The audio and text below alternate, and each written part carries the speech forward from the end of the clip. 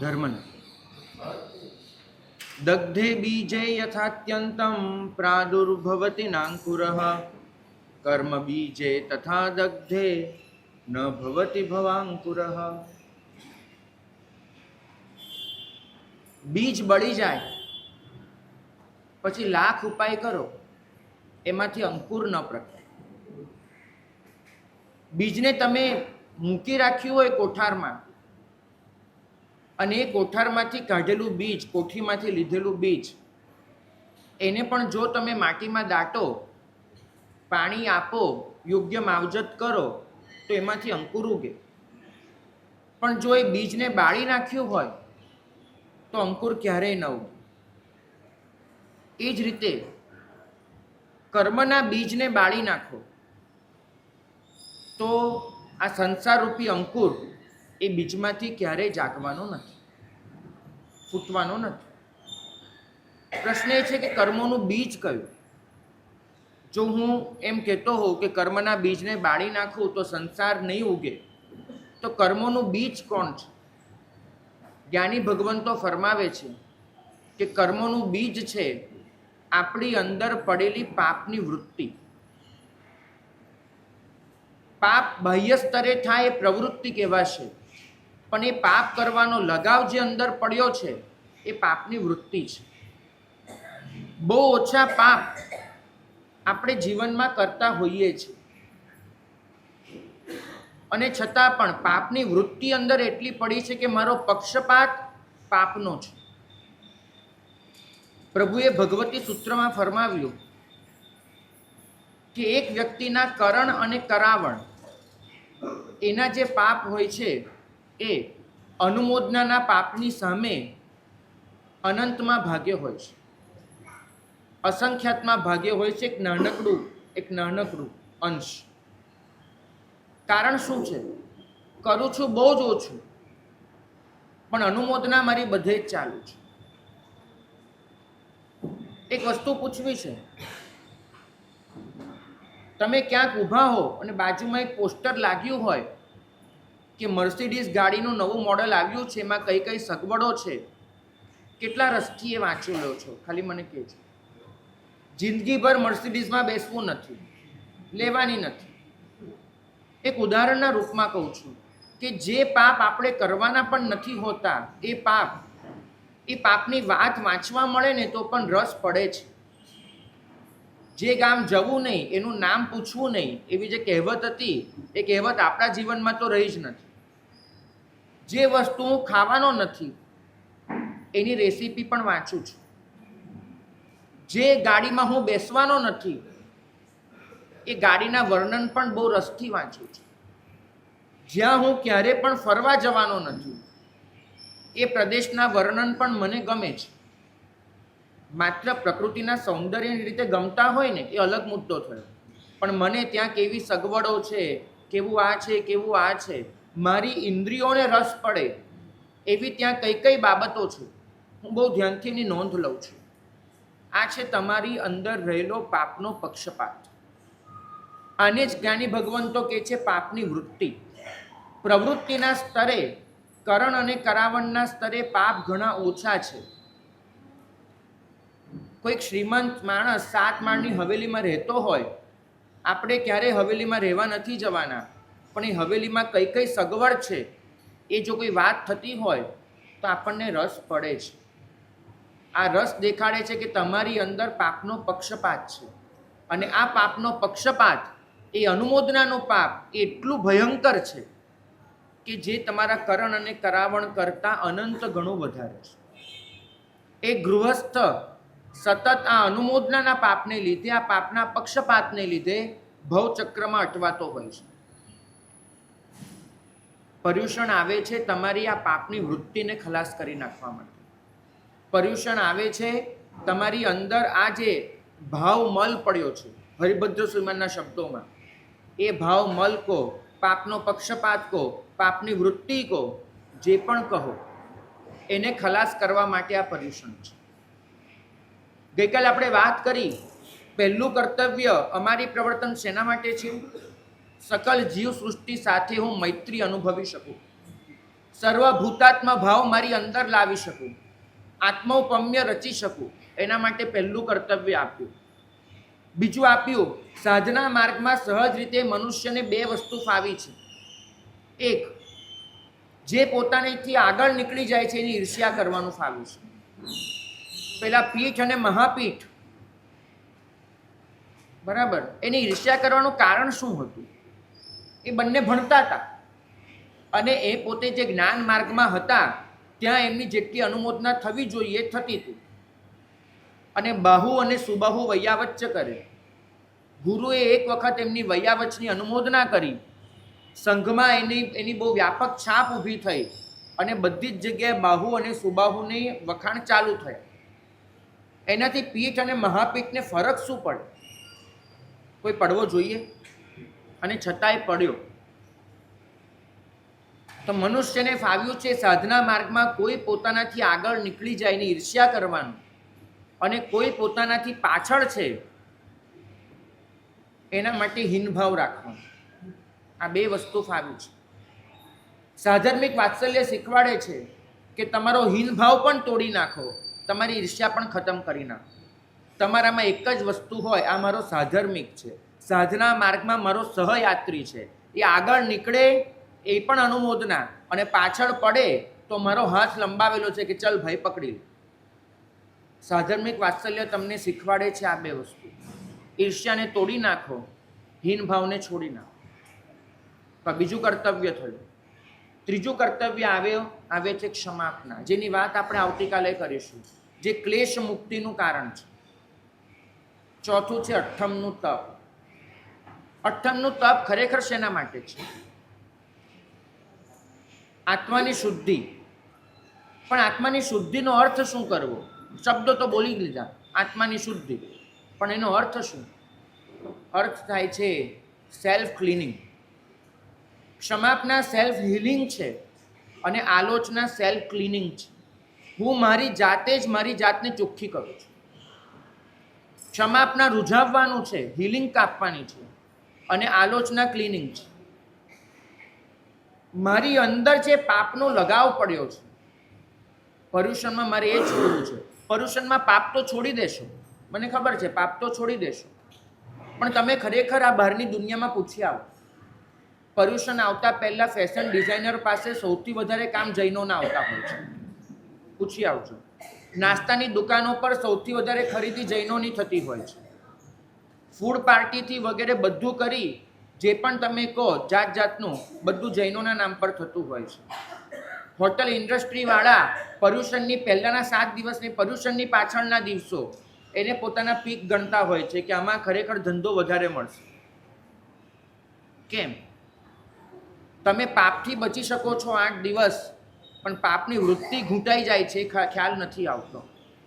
જે પર્વ નકરું ત્યાગનું છે, જે પર્વ નકરું તપસ્યાનું છે, એ ત્યાગ અને તપસ્યાના નામ પર પણ આગળ અને પાછળ આપણે જે કરીએ છીએ ને એ સમજાવે છે કે ત્યાગ પ્રવૃત્તિ બની, ત્યાગ વૃત્તિ નથી બની.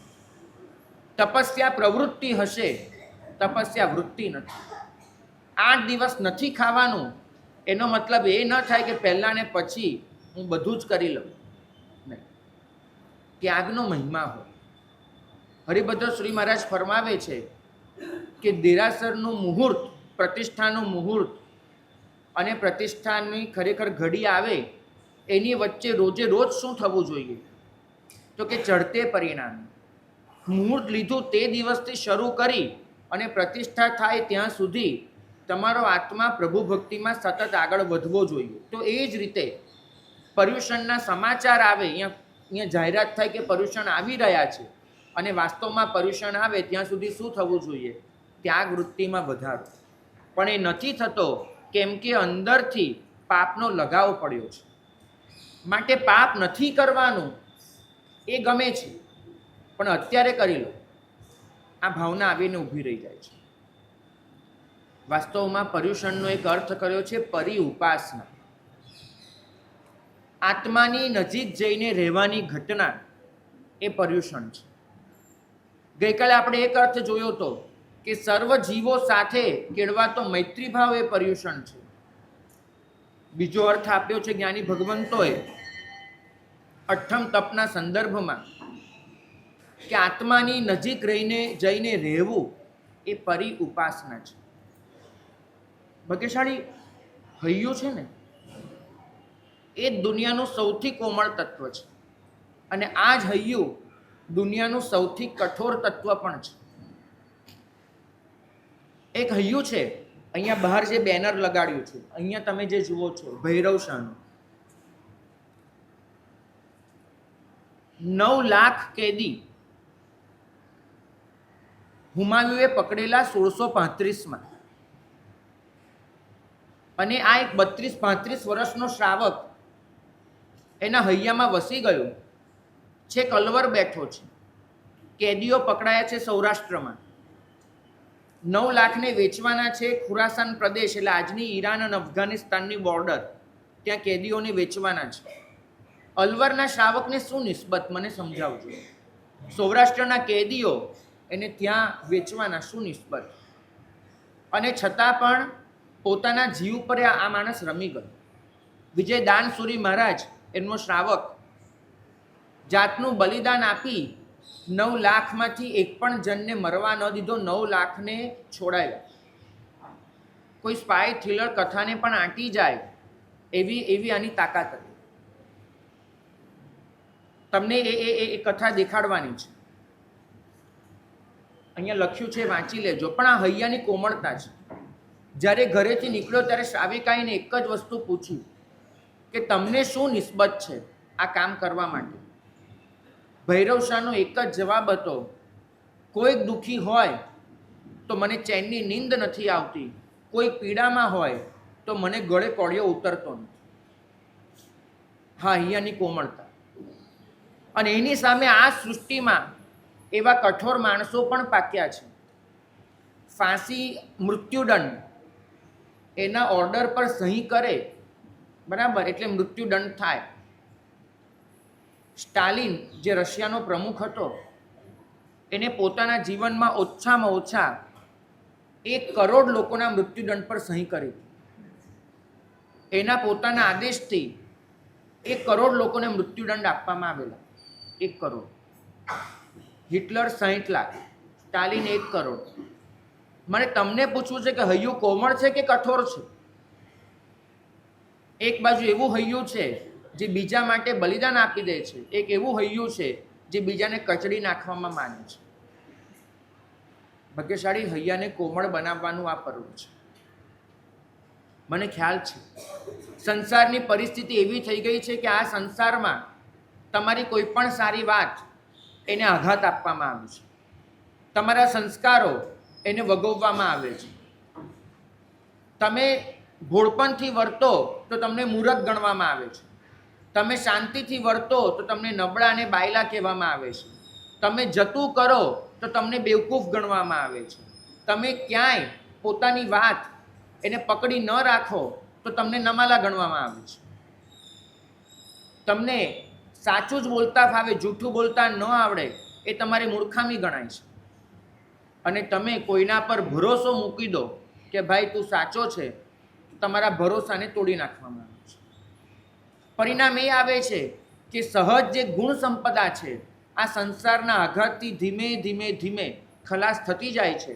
અને માણસ એ અનુભવોથી ઘડાય છે કે જે અનુભવોને લીધે એનામાં સહજ જે કોમળતા હતી એ કોમળતા એ ખલાસ થઈ અને કઠોરતામાં પરિવર્તિત થાય છે. કદાચ આ સંસારના આઘાતથી આપણે કઠોર બની ગયા હોઈએ તો પાછું એને કોમળ બનાવી દેવાનું આ પર્વ છે. કઠોરતા આવી જાય, બની જાય, ભૂતકાળના અનુભવો આપણને એવા કઠોર બનાવી દે, આને મારી સાથે આ કર્યું, આને આ કર્યું, હવે જિંદગીમાં હું કોઈના પર ભરોસો નહીં કરું, સાચું બોલવાના મેં જોઈ લીધા ભાઈ શું મળે છે, હવે બોલવું જ નથી આપણે સાચું. આવી બધી જ આપણી ધારણાઓ કેળવાઈ જતી હોય છે. આ પર્વત છે વૃત્તિઓના કોચલાને તોડી નાખવાનું. આ પર્વત છે ગ્રંથિઓને છોડી નાખવાનું. નિર્ગ્રંથ બનવાનું પર્વ છે આ. નિર્ગ્રંથનો મતલબ એક જ થાય છે ભૂતકાળના અનુભવોને આધારે જે ધારણાઓ બંધાઈ છે, ભૂતકાળના તમારા જે અનુભવો રહ્યા એને લીધે મનમાં જે ગાંઠો પડી ગઈ છે, આ ગાંઠોને ખોલી ખોલીને વિસર્જિત કરી દેવાનું છે. આ ધારણાઓનો ચૂરો કરી નાખવાનો છે ને જેવા હતા એવા જ પાછા હળવા અને નરવા થઈ જવાનું છે. તમે બહુ દોડ્યા હો ને ત્યાં પગમાં લોહીની ગાંઠો બાજી જાય, બરાબર. મસાજ કરે એટલે શું કરે? એ ગાંઠોને ઓગાળી દે, અને એ ગાંઠોને ઓગાળે એટલે તમે પાછા હળવા થઈ જાઓ. તમે કહેજો પગ બહુ ભારે લાગે છે, હવે હળવો થઈ ગયો, બરાબર. શત્રુંજય ઉતરીને નીચે આવો ને પછી કોઈ 5 મિનિટ આમ કરી આપે ને તો આપણને બહુ સારું લાગે. કેમ સારું લાગે? ગંઠાયેલું લોહી છૂટું પડે છે. સ્નાયુમાં જે ગંઠાઈ ગયેલું એ છૂટું પડે છે, એ તમને સારું લાગે છે. પણ ભાગ્યશાળી આ પર્યુષણ છે ને મનના મસાજ માટે છે. મનને આમ કરીને મસાજ કરવાનો છે, અને એ મસાજ કરીને મનમાં જે ગાંઠો પડી હતી એને છૂટી કરી નાખવાની છે. નિર્ગ્રંથનો મતલબ એક જ, જે વર્તમાનમાં જીવે, ભૂતકાળની ગાંઠને યાદ ન કરે એ નિર્ગ્રંથ. ગ્રંથિને છેદી નાખે નિર્ગ્રંથ છે. મારા મનમાં જ્યાં સુધી ભૂતકાળની ધારણાઓ પડી છે ત્યાં સુધી મારી પાપ વૃત્તિ ખલાસ થવાની નથી. આ પાપ વૃત્તિને ઓગાળી નાખે એનું જ નામ નિર્ગ્રંથ છે. શું ભૈયા? ના ના ના ભાઈ ભાઈ નહીં. જો આપણે ત્યાં તો કેવું છે, આ દુનિયા અહીં તો જન્મદિવસ ઉજવે ને એને વરસ ગાંઠ કહે છે. બોલો, આખા વર્ષના અનુભવો એને ગાંઠ મારીને મૂકો તેને વરસ ગાંઠ કહે છે. નહીં નહીં, આપણે ત્યાં તો શું આવે છે ખબર છે? વરસ નિર્ગ્રંથ આવશે, ત્યાં ગાંઠો છોડો. ચોક્કસ અનુભવોના આધારે આપણે કેટલીક આપણી સલામતી માટે વાતો મનમાં રાખી હોય કે હવેથી મારે આ રીતે નથી કરવું, આ ચોક્કસ છે. પણ મનમાં જે બીજા માટેનો ક્લેશ રહી જતો હોય છે, એ ક્લેશ મનમાં આપણા ગુણો જે હતા એનો જે પ્રત્યાઘાત મળ્યો એને લીધે નક્કી કરીને બેઠા હોય છે કે હવે સારી રીતે નથી જ વર્તવું, આને છોડી દેવાનું છે. હિટલરના મનમાં 60 લાખ યહૂદીઓનો સંહાર કરવાની ભાવના ક્યાંથી આવી? વિચારજો. બચપણમાં, યુવાનીમાં એને કોઈક યહૂદી કન્યા સાથે પ્રેમ થયો હતો. યહૂદી કન્યાએ રિજેક્ટ કર્યો એને. આ રિજેક્શન મનમાં એટલું ઘૂંટાઈ ગયું તેને આખી કોમ સામે બદલો લીધો. મારે એ કહેવું છે કે કદાચ આપણા મનમાં આવી કોઈ ધારણાઓ લઈને બેઠા હોઈશું, એ પાપ વૃત્તિને પોષશે. પર્યુષણ આવે છે તમારી કોમળતાને પાછી લાવવા માટે. પર્યુષણ આવે છે તમારી કઠોરતાને વિસર્જિત કરવા માટે. અહીં તો દરેક વસ્તુ કે દરેક વ્યક્તિ મારી નજર સામે આવે ને, મનમાં એક જ ભાવના આવે છે કે આનો ઉપયોગ કઈ રીતે કરું, આને કઈ રીતે વાપરું, આનો ઉપભોગ કઈ રીતે કરું. જિંદગીમાં પહેલી વખત જ્યારે લીલ પર પગ મૂક્યો હશે ત્યારે જે કંપારી અનુભવી હતી એ કંપારી આજે અનુભવો છો? બરાબર યાદ કરજો. પહેલી વખત પાપ કરીએ ને ત્યારે અંદરથી જે કચવાટ હોય છે, જે કંપારી હોય છે, એ ધીમે ધીમે જતું જાય છે. તમે પાપથી યુષ્ટુ થતા જાઓ છો, નથી બચતી કંપારી તમારી અંદર. યાદ કરજો કે જ્યારે પહેલી વાર પંખાની સ્વિચ પાડી હતી ત્યારે મનમાં એક ડંખ હતો કે મારે આ કરવું પડે છે, વાયુકાયની હિંસા કરવી પડે છે, બરાબર. એક કચવાટ સાથે, એક ઉકળાટ સાથે એ કામ કર્યું હતું. અને આજે જ્યારે કરો છો ને ત્યારે ન તો એવો કોઈ કચવાટ હોય છે, ન તો કોઈ કંપારી હોય છે. નિર્ધ્વંસ પરિણામનો મતલબ જ છે પાપ કરતી વખતે કંપારી ન છૂટવી, એ નિર્ધ્વંસ પરિણામ છે. સંમત દીઠથી જીવો જય વિહુ પાવમ સમાયરે કિંચી અપોસી હોય બંધો જેન ન નિધન ધસમ કુણય. સમ્યક દૃષ્ટિ જીવને પાપ કરવા છતાં પણ પરિણામ બંધ એટલે અલ્પ થાય કે એમના પરિણામ નિર્ધ્વંસ ન હોય. પોતાની જાતને તપાસજો. કાચું પાણી વાપરતા હશો પણ એ પાણી વાપરતી વખતે કચવાટ થાય છે. ફ્રીજ ખોલતા હશો અને એમાંથી કંઈક ઠંડુ કાઢતા હશો પણ ફ્રીજ ખોલતી વખતે હું જે કરી રહ્યો છું એ ખોટું છે એવો વિચાર પણ આવે છે. વાંધો એ નથી હોતો કે તમે પાપ કરો છો, વાંધો એ છે કે પાપને પાપ ગણવાનું બંધ કરી દીધું છે. અમારી આગળ આવીને લાચાર બનીને ઊભા રહી જાઓ છો કે સાહેબ નથી છૂટતું, ન છૂટે કબૂલ છે, પણ જે કરવું પડે છે એ મજબૂરી છે એટલો તો સ્વીકાર કરો. અને જો મજબૂરી હોત તો તમારી અંદર એ કરવા માટેની કંપારી હોત.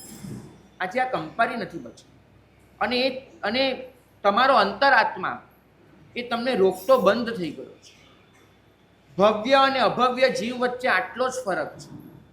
પ્રવૃત્તિ બંનેની સરખી હોઈ શકે છે, ભવ્ય જીવની પણ હોય, અભવ્ય જીવની પણ હોય, પ્રવૃત્તિ સરખી હોઈ શકે. ફરક એટલો કે ભવ્ય જીવ જ્યારે પાપ કરવા જાય ત્યારે એનો અંતરાત્મા એને રોકે અને ટોકે. અભવ્યનો જીવ જ્યારે પાપ કરવા જાય એનો અંતરાત્મા ક્યારે એને ટોકે નહીં. તમારો અંતરાત્મા જો તમને ટોકતો હોય, રોકતો હોય, તો સમજજો કે તમારું તથા ભવ્યત્વ પરિપક્વ બની રહ્યું છે, તથા ભવ્યત્વનો પરિપાક થઈ રહ્યો છે. જો તમારો અંતરાત્મા તમને ટોકતો ને રોકતો ન હોય તો સમજજો કે તમારું તથા ભવ્યત્વ હવે મંદ પડી ગયું છે. ભાગ્યશાળી, શા માટે આપણી અંદર આ પરિણામ નથી જાગતું એ વિચાર કરજો.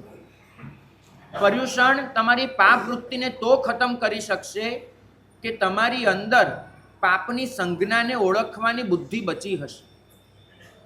પાપ જાગે છે પહેલા મનમાં, શરીરના સ્તરે તો અભિવ્યક્ત થતું હોય છે.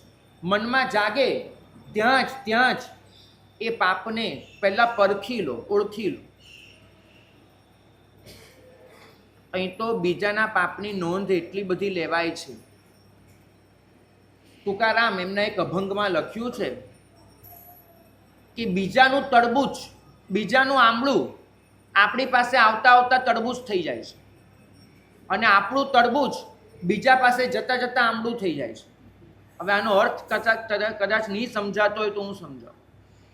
બીજાના આંબળા જેવા દોષો આપણા મનમાં એટલા બધા ઘૂંટાતા એક તરબૂચ જેવા બની જાય, અને આપણા તરબૂચ જેવા દોષો એ જો જાહેર થાય ને, અરે ભાઈ એ તો કરવું પડ્યું, આટલું પાપ કર્યું, એમાં શું આટલું કે ભાઈ, આપણું તરબૂચ આંબળું થઈ જાય, બીજાનું આંબળું તરબૂચ થઈ જાય. ઓલા હસ્તિનાપુરમાં બન્યું હતું, શકુની આટલો પતલો, હાડકા દેખાય શકુનીના, કેમે કરીને શરીર વળે નહીં, દવાઓ પર દવાઓ કરે પણ શરીર જ ન વળે. વૈદરાજને બોલાય છે, વચ્ચે ઘણા બધાને બોલાયા પછી છેલ્લે એક વૈદરાજ આવ્યા. વૈદરાજ કે શકુની તમારા નખમાં રોગ નથી, શરીર તો ઘણું સ્વસ્થ છે, પણ શરીર વળતું નથી, વજન વધતું નથી, કોઈક તો કારણ હોવું જોઈએ, મને જોવા દો. તમે કાલે ખાવા બેસો ત્યારે મને બોલાવજો. હવે હસ્તિનાપુરની સિસ્ટમ એવી હતી કે પાંડવો કૌરવો બધા સાથે ખાવા માટે બેસે, અને દરેકની પંગત નક્કી, એનું સ્થાન નક્કી. શકુની અહીંયા ખાવા બેસે અને બરાબર એની સામેની પંગતમાં ભીમનું સ્થાન આવે. સામે ભીમ બેઠો હોય અને અહીંયા શકુની બેઠો હોય, અને બંને આવી રીતે ખાવાનું હોય. પેલા વૈદરાજ જોવા માટે ઊભા હતા. આખું ખાવાનું પત્યું, શકુનીને લઈ ગયા વૈદરાજ કે ભલા તારી નજર તારા બદલે ભીમની થાળીમાં વધારે હતી, કરે છે શું? તો કે મહારાજ મારાથી 2 રોટલી નથી ખવાતી. ઓલો ભીમ 2 હાથે ઉડાવતો જાય. ભીમ ખાય અને શકુનીના પેટમાં બળે, એમાં શકુનીનું શરીર ક્યાંથી વળે? બરાબર. એ કે આટલું કેમ ખાઈ શકે છે એ મારા મગજમાંથી હટતું નથી. કદાચ આપણી દશા આવી થઈ ગઈ છે. બીજા પર એટલું ધ્યાન આપીએ છીએ કે સ્વની પાપ વૃત્તિ એ ઓળખાતી નથી, પરખાતી નથી. જજમેન્ટલ માઇન્ડ એટલું થઈ ગયું છે, કોઈના માટે પણ આપણે અભિપ્રાય આપતા સહેજ પણ ખચવાતા નથી. ભાગ્યશાળી, આ બધી જ પડોજણ છે ને અહમ અને મમની છે. પાપ વૃત્તિના મૂળ ક્યાં પડ્યા છે? અહમ અને મમમાં. પાપ વૃત્તિના મૂળ પડ્યા છે બીજા જીવની ચિંતા ન કરવામાં. ખંધક ઋષિ, એમની સજ્જાય, એમનું ચરિત્ર એકવાર વાંચજો. ગયા ભવમાં માત્ર અનુમોદનાનું પાપ વહોરી લીધું છે. અહીં બહેનો બેઠા છે, તમારી વચ્ચે કોમ્પિટિશન રાખવી છે. બધાને એક સકરટેટી આપવામાં આવશે અને આખી સકરટેટીની છાલ તમારે વચ્ચે એક પણ વખત ચપ્પુ ઉપાડ્યા વગર અને એક પણ ટુકડો કર્યા વગર એની છાલને દૂર કરી આપવાની છે. તમારામાંથી કોઈને ફાવશે? આખી સકરટેટીની છાલ તમે એક જ વખતમાં દૂર કરી દો એવું તમારામાંથી કોઈને ફાવશે નહીં. પેલા શ્રાવક પાસે કળા હતી, એ ભાઈ પાસે આ કળા હતી કે આખી સકરટેટી એની છાલ ચપ્પુ ઉચક્યા વગર એક જ વખતમાં ટુકડો કર્યા વગર ઉતારી શકે. આખી સકરટેટીની છાલ એક સાથે ઉતરે, પણ ઉતારી અને મનમાં એક જ ગર્વ કર્યો, પત્નીને કહી દીધું છે આવો કોઈ આવી રીતે છાલ ઉતારી આપે એક સાથે એક વખતમાં ઉતારી આપે. પણ આ ગર્વ, આવી તો કેટલીય છાલ કેટલાય લોકો ઉતારતા હશે, બરાબર છે, ટુકડામાં ઉતારે, એમને ઉતારે, પણ આ ગર્વ એને ખંધક ઋષિના ભવમાં એનું પોત પ્રકાશ્યું. આ અનુમોદનાનું જે પાપ વહોર્યું હતું એ પાપ યાદ કરજો. પાપ તો કદાચ કરી લેતા હશો, અનુમોદના કેટલી કરો છો? અનુમોદના પાપ વૃત્તિને લીધે છે. કંઈક સારું થાય ને, પાપ કંઈ પણ કર્યું, મનમાં કેટલું રહેતું હોય છે કે કોઈક આના વખાણ કરે, કોઈ કામ કરે, કેટલી અપેક્ષાઓ રહેતી હોય છે. ઘરમાં નવો રંગ કરાવ્યો હશે ને તો 5 જણને કહેશું ભાઈ કેવું લાગે છે, અને એ કહેશે બહુ સારું, તો કાનમાં જાણે અમૃત રેડાય. પાપની પણ અનુમોદના એટલી ગમે છે, હું કરું બીજા પાસે કરાવું. પેલા એ ખાલી આટલી અનુમોદના કરી કે આવી છાલ કોઈ ઉતારી આપે, અને પરિણામ જુઓ.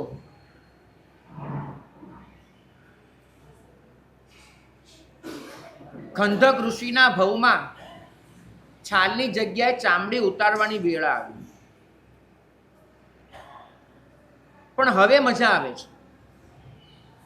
કર્મો તો બંધાયા છે, ભોગવવાના છે, પણ સેવક જ્યારે આવે છે રાજનો, અને આવીને સીધી સજા જ ફરમાવે છે. ન કોઈ કોર્ટ છે, ન કોઈ ચુકાદો છે, ન કોઈ દલીલ છે, ન કોઈ ન્યાય છે. બસ રાજાને લાગ્યું, સેવકને આજ્ઞા આપી અને સેવક આવીને ઊભો રહી ગયો. તમારી ચામડી ઉતારવાની છે. અને મહારાજ એટલું પણ નથી પૂછતા કે મારો વાંક કયો, એટલું પણ નથી કહેતા કે મને તારા રાજા પાસે લઈ જા, હું એની સાથે વાત કરું, મને કહેતો ખરો શું થયું.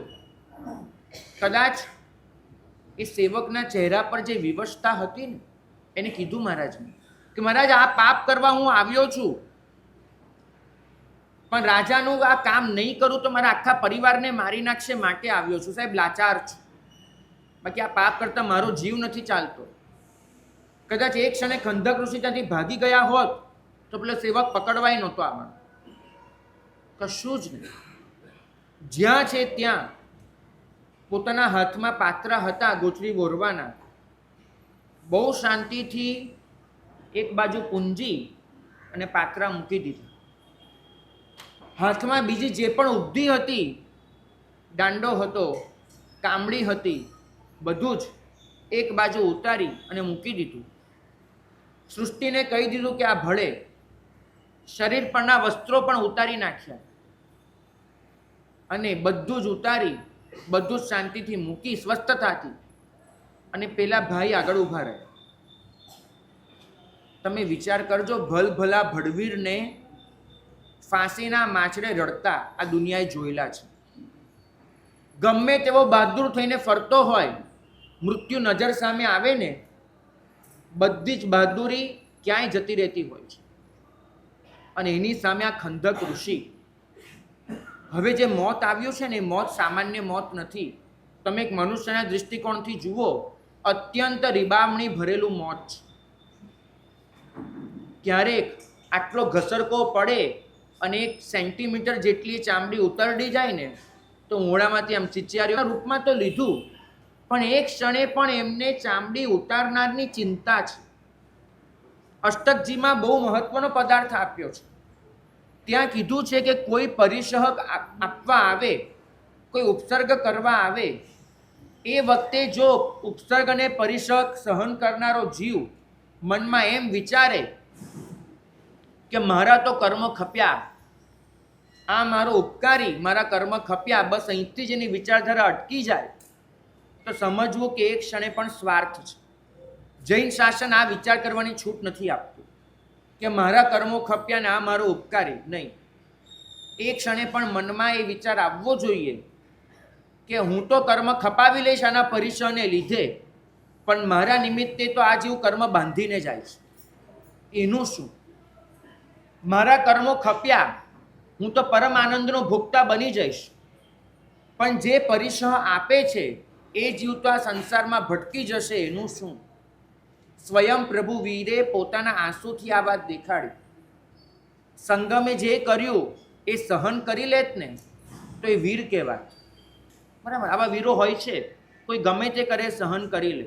સંગમે જે કર્યું એ સહન કરી લીધું હોત તો એ વીર કહેવાય. પણ સંગમ માટે રડવા બેઠા ને માટે મહાવીર છે. કેમ કે પરિસહ આપનારને પણ હું બચાવી નથી શકતો, હું ઉગારી નથી શકતો, એને પમાડી નથી શકતો. આ હૈયાની કોમળતા ક્યાં લેવા જશો તમે? ક્યાં જોવા મળશે? ખંડક ઋષિ વિચાર કરે કે આ જીવ તો એનું કર્તવ્ય બજાવવા આવ્યું, પણ એને એના કર્તવ્ય બજાવતી વખતે મારા લીધે કોઈ તકલીફ ન થવી જોઈએ. અને એમને સીધું જ કીધું કે કહોતીમાં રહીએ ભાયાર. ભાઈ, તું ચામડી ઉતારે ને ત્યારે બાધા રખે તું હાથે થાય. તને કોઈ જાતની તકલીફ ન પડવી જોઈએ. તું મને કે હું કેમ ઊભો રહું, હાથને આમ રાખું, આમ રાખું, આમ રાખું, તને કઈ રીતે ચામડી ઉતારવી સહેલી પડશે મને કે, તને કોઈ તકલીફ ન થવી જોઈએ. વિચાર તો કરો. પેલાની આંખમાંથી આંસુ નીકળી જાય છે. જે જલ્લાદ સજા કરવા આવ્યો છે, જલ્લાદને રડાવી મૂકે ને એ મારા શાસનના સાધુ છે. જલ્લાદને રડાવે. ભાગ્યશાળી. એક ક્ષણે એના ચિત્તમાં જે કોમળતા હતી, કોના? ખંડક ઋષિના ચિત્તમાં. એ કોમળતા આપણા હૈયામાં આવે એ માટેનું આ મહાપર્વ છે. ક્યારે આવશે આ કોમળતા? અહીં તો જીવન એટલું કઠોર બની ગયું છે, ચિત્ત એટલું કઠોર બની ગયું છે કે અંદરની કઠોરતા નીચ નવા સ્વરૂપે પ્રગટે છે. અનાદિના કુસંસ્કારો એવા તો વળગ્યા છે કે પાપ કરવાનો પરિણામ સહજ છે. કુસંસ્કાર જ એવા છે, સહજ રીતે પાપ થાય છે. અને એમાં પાછા ફરવું, પ્રતિક્રમણ કરવું. સ્વસ્થાનાત્યત પરમ સ્થાનમ પ્રમાદસ્ય વસાદગતઃ તત્રૈવ ક્રમણમ ભૂય પ્રતિક્રમણમ ઉચ્યતે. પોતાના ઘરથી બહાર નીકળ્યા હતા, પાછા પોતાના ઘરમાં આવવું, પ્રતિક્રમણ, સ્વસ્વભાવમાં સ્થિર થવું, એનો પ્રયત્ન આપણા માટે બિલકુલ સહેલો નથી.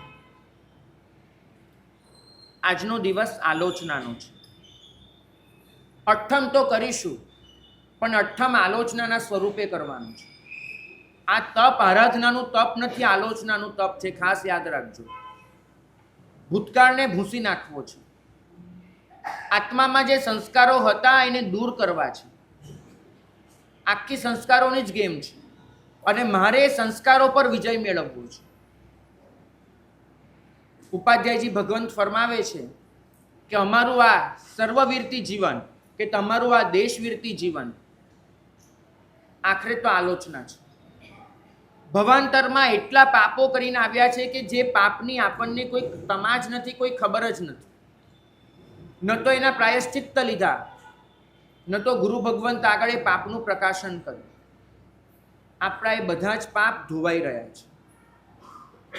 એક વર્ષ આપણે જે પાપ કર્યા હોય એ 3 દિવસમાં જો ધોવાતા હોય અઠ્ઠમના તપથી, એનાથી રૂડું છે.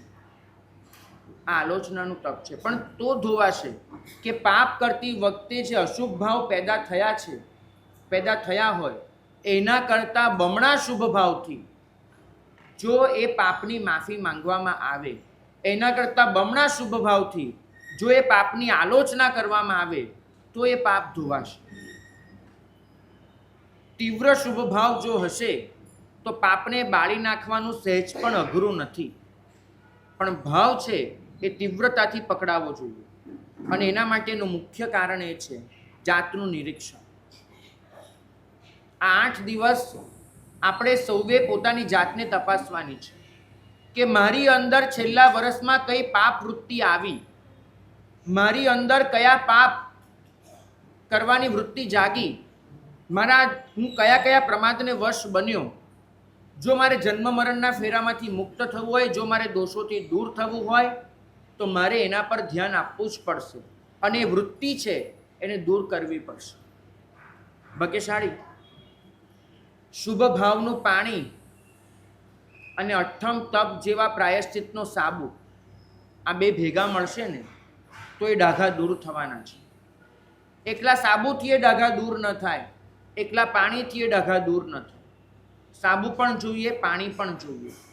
જ્ઞાની ભગવંતો ફરમાવે છે કે શુભ ભાવ એ પાણી છે અને બીજું બધું જે પ્રાયશ્ચિત્ત કરો છો, તપ જપ વગેરે, એ સાબુ છે.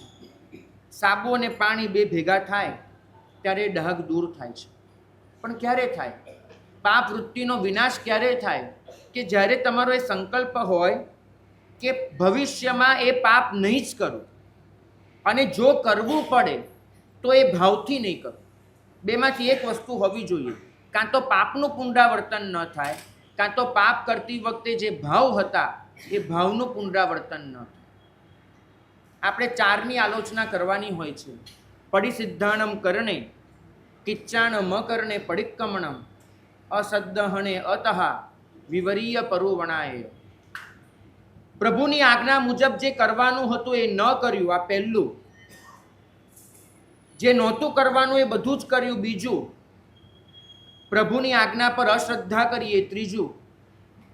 અને ચોથું, વિપરીત પ્રરૂપણા કરી, ઉત્સૂત્ર ભાષણ કર્યું. આ ચારેમાં જે મારી પાપ વૃત્તિ કેળવાય છે એને દૂર કરવાનો પ્રયત્ન એ આલોચના છે. કર્મોના ઉદયને વશ થવું એ ઉન્માર્ગ છે. કર્મોના ઉદયને રોકવાનો પ્રયત્ન કરવો એ માર્ગ છે. ઉન્માર્ગગામી આપણે 352 દિવસ માટે હતા, 8 દિવસ મળ્યા છે પાછા સન્માર્ગગામી બનવા માટે. મન સતત ઉન્માર્ગે જવા તૈયાર હોય છે, પણ એ જ બધી વિષમ પરિસ્થિતિની વચ્ચે મનને માર્ગસ્થ રાખવું એ જ તમારું સમ્યક્ત્વ છે. સમ્યક્ત્વ બીજું કશું જ નથી. પરિસ્થિતિ ગમે તેટલી બદલાય, મારા ચિત્તનો પ્રવાહ એક સમાન રીતે ચાલુ રહેશે, એ જ સમ્યક્ત્વ છે. ભાગ્યશાળી આજે યાદ કરવા છે શ્રેણિક મહારાજાને. તમને બધાને પ્રશ્ન થતો હશે, મને પણ ક્યારેક થતો હતો, જે જીવે જીવનમાં એક નૌકારશી નથી કર્યું, જે જીવના જીવનમાં વીરતીનો આટલો પણ પરિણામ નથી દેખાતો, એને આપણે ક્ષાયિક સમ્યક્ત્વી કહીએ છીએ. એને તીર્થંકર નામકર્મનો બંધક ગણીએ છીએ. કઈ રીતે? કથાઓ તો ઘણી છે એના પ્રવચન વાત્સલ્યની, એની પ્રભુ પ્રીતિની, પણ એ બધામાં તમને જે દેખાય છે એ ભક્તિ દેખાય છે. શ્રેણિકને ક્ષાયિક સમ્યક્ત્વ હતું, એની પરીક્ષા કરી, એની ખાતરી કરી. શ્રેણિકના સમ્યક્ત્વની, સુલસાના સમ્યક્ત્વની તો પરીક્ષા થઈ છે, શ્રેણિકના સમ્યક્ત્વની પરીક્ષા કરી. એની પરીક્ષા થઈ છે જીવનના છેલ્લા દિવસોમાં. શ્રેણિકને જે કેદખાનામાં રાખવામાં આવ્યો હતો, ક્યારેક જો સમય મળે ને તો 63 શલાકા પુરુષ ચરિત્રમાં એ કેદખાનાનું વર્ણન વાંચી લેજો. મહાવીર સ્વામીના બીજા ચરિત્રોમાં કે શ્રેણિક ચરિત્રમાં એ કેદખાનાના વર્ણન જોઈ લેજો. જીવતી નરક આ શબ્દ તમે જેના માટે વાપરી શકો એવું એ કેદખાનું. એ કેદખાનામાં ખાસ જે કેદીઓ પુરાયા છે એમને ત્રાસ પડે એના માટે મરેલા સાપ, મરેલી બિલાડી, મરેલા ઉંદર, આવા બધા જે અલગ અલગ મરદા હોય એ મરદાને ખાસ ત્યાં આગળ રાખવામાં આવતા હતા. એ મરદા સડે, કોહવાય અને એની ગંધ એ પેલા લોકો માટે એક ત્રાસજનક બને.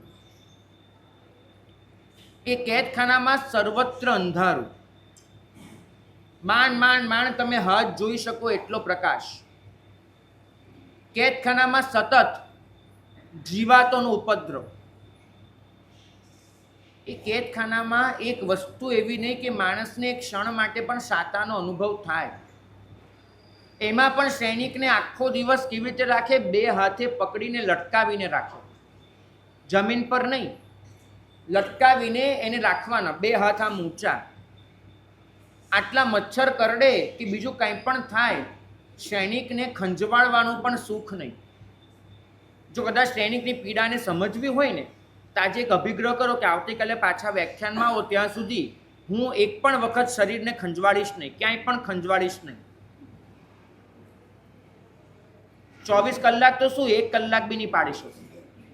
2 હાથ બાંધી અને સૈનિકને લટકાવી દીધેલા, ખંજવાળી પણ ન શકે. પાછી કોણિકની આજ્ઞા કે સૈનિકને એક ઘૂંટડો પણ પાણી મળવું ન જોઈએ,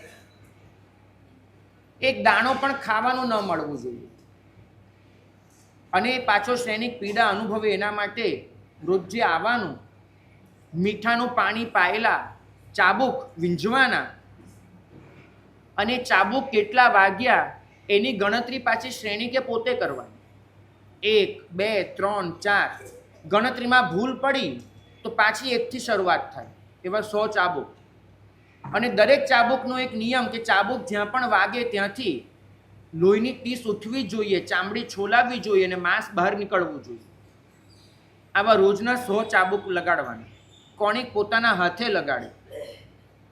જે બાળકને બચાવવા માટે એની પરુવાળી આંગળી એ સૈનિકે મોઢામાં મૂકીને પરુ ચૂસી લીધેલું, આટલું ગંધાતું પરુ કે જે બાળકની પાસે જવા કોઈ તૈયાર નહોતું, એ બાળકનું આખી આંગળીનું પરુ પોતે મોઢેથી ચૂસીને કાઢેલું, એ જ બાળક મોટું થઈ અને તમને રોજના આવા 100 કોરડા વીંઝે કે દરેક કોરડે તમારે 2 જ બોલવાનું હોય, અરિહંત અને ગણતરીનો આંકડો. અને એ કોરડા જેવા પૂરા થાય એટલે પાછું તમને લટકાવી દેવામાં આવે. તમને જ્યાં કોરડા વાગ્યા હોય ત્યાં તમને હાથ બી ફેરવવા ન મળે. અને ખુલ્લી થઈ ગયેલી એ લોહી અને માંસવાળી ચામડી, એના પર પેલા જીવડા બેસીને તમને ડંખે. તમે વિચાર કરો આ પીડાની. પાણી નહીં, ખાવાનું નહીં.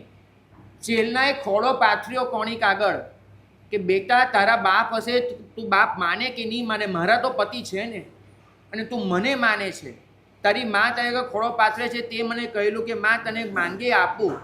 જીવનનું પહેલું ને છેલ્લું એક જ વરદાન માંગુ છું કે રોજે 1 વખત મને સૈનિક પાસે જવા દે, બસ બીજું કાંઈ જ નહીં. અને કોણિકની શરત કે માં એક શરતે જવા દઉં કે પાણી અને ખાવાનું લીધા વગર જવાનું, તને પહેરેલા કપડાં સિવાય બીજું કાંઈ જ લઈને જવા ન દઉં, આ મારી શરત. માએ શરત સ્વીકારવી પડી.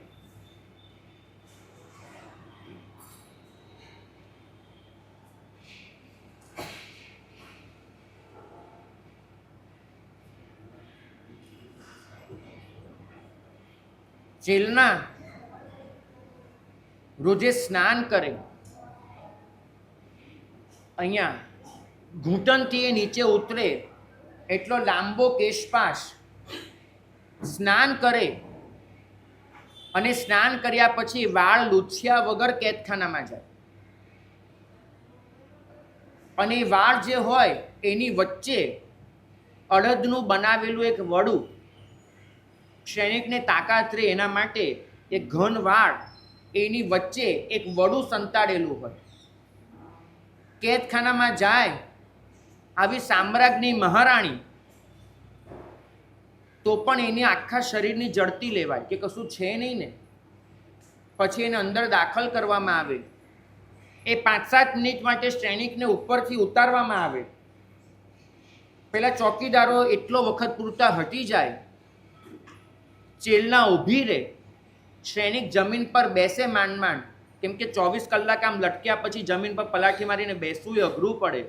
માંડ બેસે, ચેલનાના વાળ નીચોવે આમ મોઢું ઊંચું કરીને, અને વાળમાંથી જે પાણીના ટીપા પડે એ પાણીના ટીપા એ 24 કલાક માટે જે તરસ છીપાવે તે ગણી લેવાનું.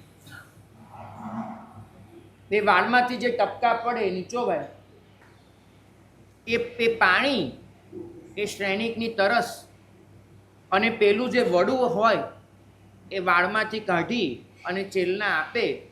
શ્રેણિકના હાથ તો બંધાયેલા હોય, આમ કરી અને વડું પોતે વાપરે અને ચેલના પોતાના સાડીના પાલવથી એની પીઠ પર એક પસવારી અને જે થોડીક પીડા ઓછી કરી શકાતી હોય એ કરી આપે. મુલાકાતનો સમય પૂરો થાય, ચેલના વિદાય લે. 24 કલાક માટે શ્રેણિકે પાછું લટકી જવાનું, એ જ ઊંઘવાનું અને એ જ કરવાનું. મગધના સમ્રાટની, રાજગૃહિના માલિકની આ દશા, અને છતાં પણ એનું શાયિક સમ્યક્ત્વ દેખાડો. આ બધાની વચ્ચે પણ શાસ્ત્રો લખે છે કે શ્રેણિકે એક વખત પણ એ ચિંતા નહોતી કરી કે મારો દીકરો મારી સાથે આવું કરે શું કામ. પ્રભુ એ રાજગૃહિમાં છે. જે પ્રભુની, જે સંઘની મેં આટલી ભક્તિ કરી, કોઈ કોણિકને કહેતું પણ કેમ નથી કે કોણિક બાપ સાથે આવું ન કરાય. સ્વયં પ્રભુ વીર પણ આ માટે કશું કરાવતા કેમ નથી. ચલો પ્રભુ વીર તો કેવળ જ્ઞાની છે, ન કરાવે. આ સાધુઓ એને તો મેં સાચવેલા ને, મેં સંભાળેલા ને, આખા સંઘને તો મેં સાચવેલો ને. કેમ કોઈ સંઘ, કોઈ સાધુ કોઈ મહેનત ન કરે મને છોડાવવાની? કેમ મારી સાથે જાઓ? આટલા વર્ષોથી મેં ભક્તિ કરી, એનું આ જ પરિણામ? એક વિચારની મેં કહ્યું એમ સમ્યક્ત્વની નિશાની એ છે કે પરિસ્થિતિ ગમે તેટલી વિષમ બને, તમારું ચિત્ત સ્થિર હોય.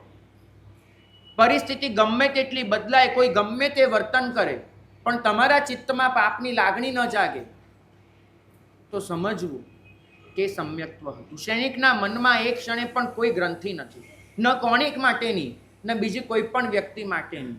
મનમાં વિચાર આવે છે તો એક જ વિચાર આવે છે કે જે થાય છે એ મારા કર્મનું ફળ છે અને એને સ્વસ્થતાથી સહન કરી લેવું એ જ પ્રભુનો માર્ગ છે.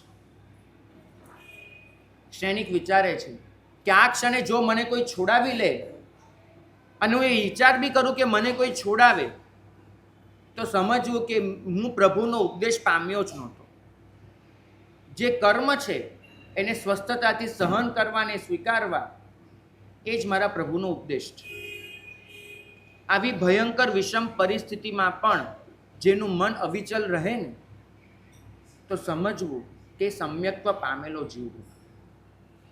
એક વખત શ્રેણિકની જગ્યાએ પોતાની જાતને મૂકી જોજો, એક વખત, અને વિચાર કરજો કે આ પરિસ્થિતિમાં હું દુનિયા માટે અણગમો કર્યા વગર રહું.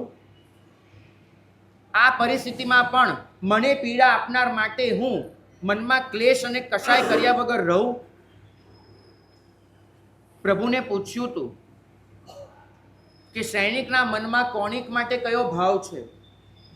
પ્રભુએ કહ્યું હતું કે કોઈ પણ પ્રકારનો કોઈ જ ભાવ નથી. શ્રેણિક સમજે છે કે સંસારી નાતાના સંબંધી મારો પુત્ર છે અને બાકી એક આત્મદ્રવ્ય છે કે જે આત્મદ્રવ્ય સાથે મારા ભૂતકાળના કોઈ વિપરીત અનુબંધ છે કે જેને પરિણામે આત્મા આ રીતે વર્તી રહ્યો છે. હે પ્રભુ, એના પર પણ કરુણા કરજે કે એને સદબુદ્ધિ મળે.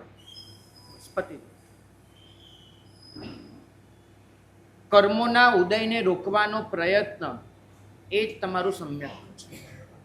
હૃદયને આવી પરિસ્થિતિમાં કોમળ રાખવાનો પ્રયત્ન એ જ તમારું સમ્યક્ત્વ છે.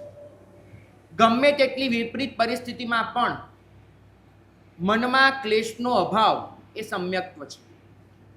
દુનિયા ગમે તેટલા આઘાત આપે, તમારું હૃદય કોમળતા ન ગુમાવે એ જ સમ્યક્ત્વ છે. ધારણાઓ, અનુભવો ગમે તેટલા થાય, ધારણાઓ ન બંધાય, ગ્રંથિઓ ન જામે, એ જ તમારું સમ્યક્ત્વ છે. પર્યુષણ આપણને આ સમ્યક્ત્વ શીખવાડવા માટે આવે છે. અઠ્ઠમનું તપ તમારી આ ધારણાઓ, તમારી આ ગ્રંથિઓ એને તોડી નાખવા માટે આવે છે. એક ચક્રવર્તી અઠ્ઠમ કરે અને માગધ, વરદામ અને પ્રભાસ જેવા દેવોને જીતી લેતો હોય છે, પણ શાસ્ત્રકાર ભગવંતો કહે છે કે ચક્રવર્તીના અઠ્ઠમની સામે આ ભાવિકો જે અઠ્ઠમ કરે છે ને એ અનંત ગણો ચડિયાતો છે. પેલો અઠમ તુચ્છ છે, કેમ કે દેવને જીતાય છે. તમે તો તમારા આત્માને જીતી લો છો, જે આત્મા મલિનતાની પર્યાયો લઈને બેઠો છે. આ દિવસોમાં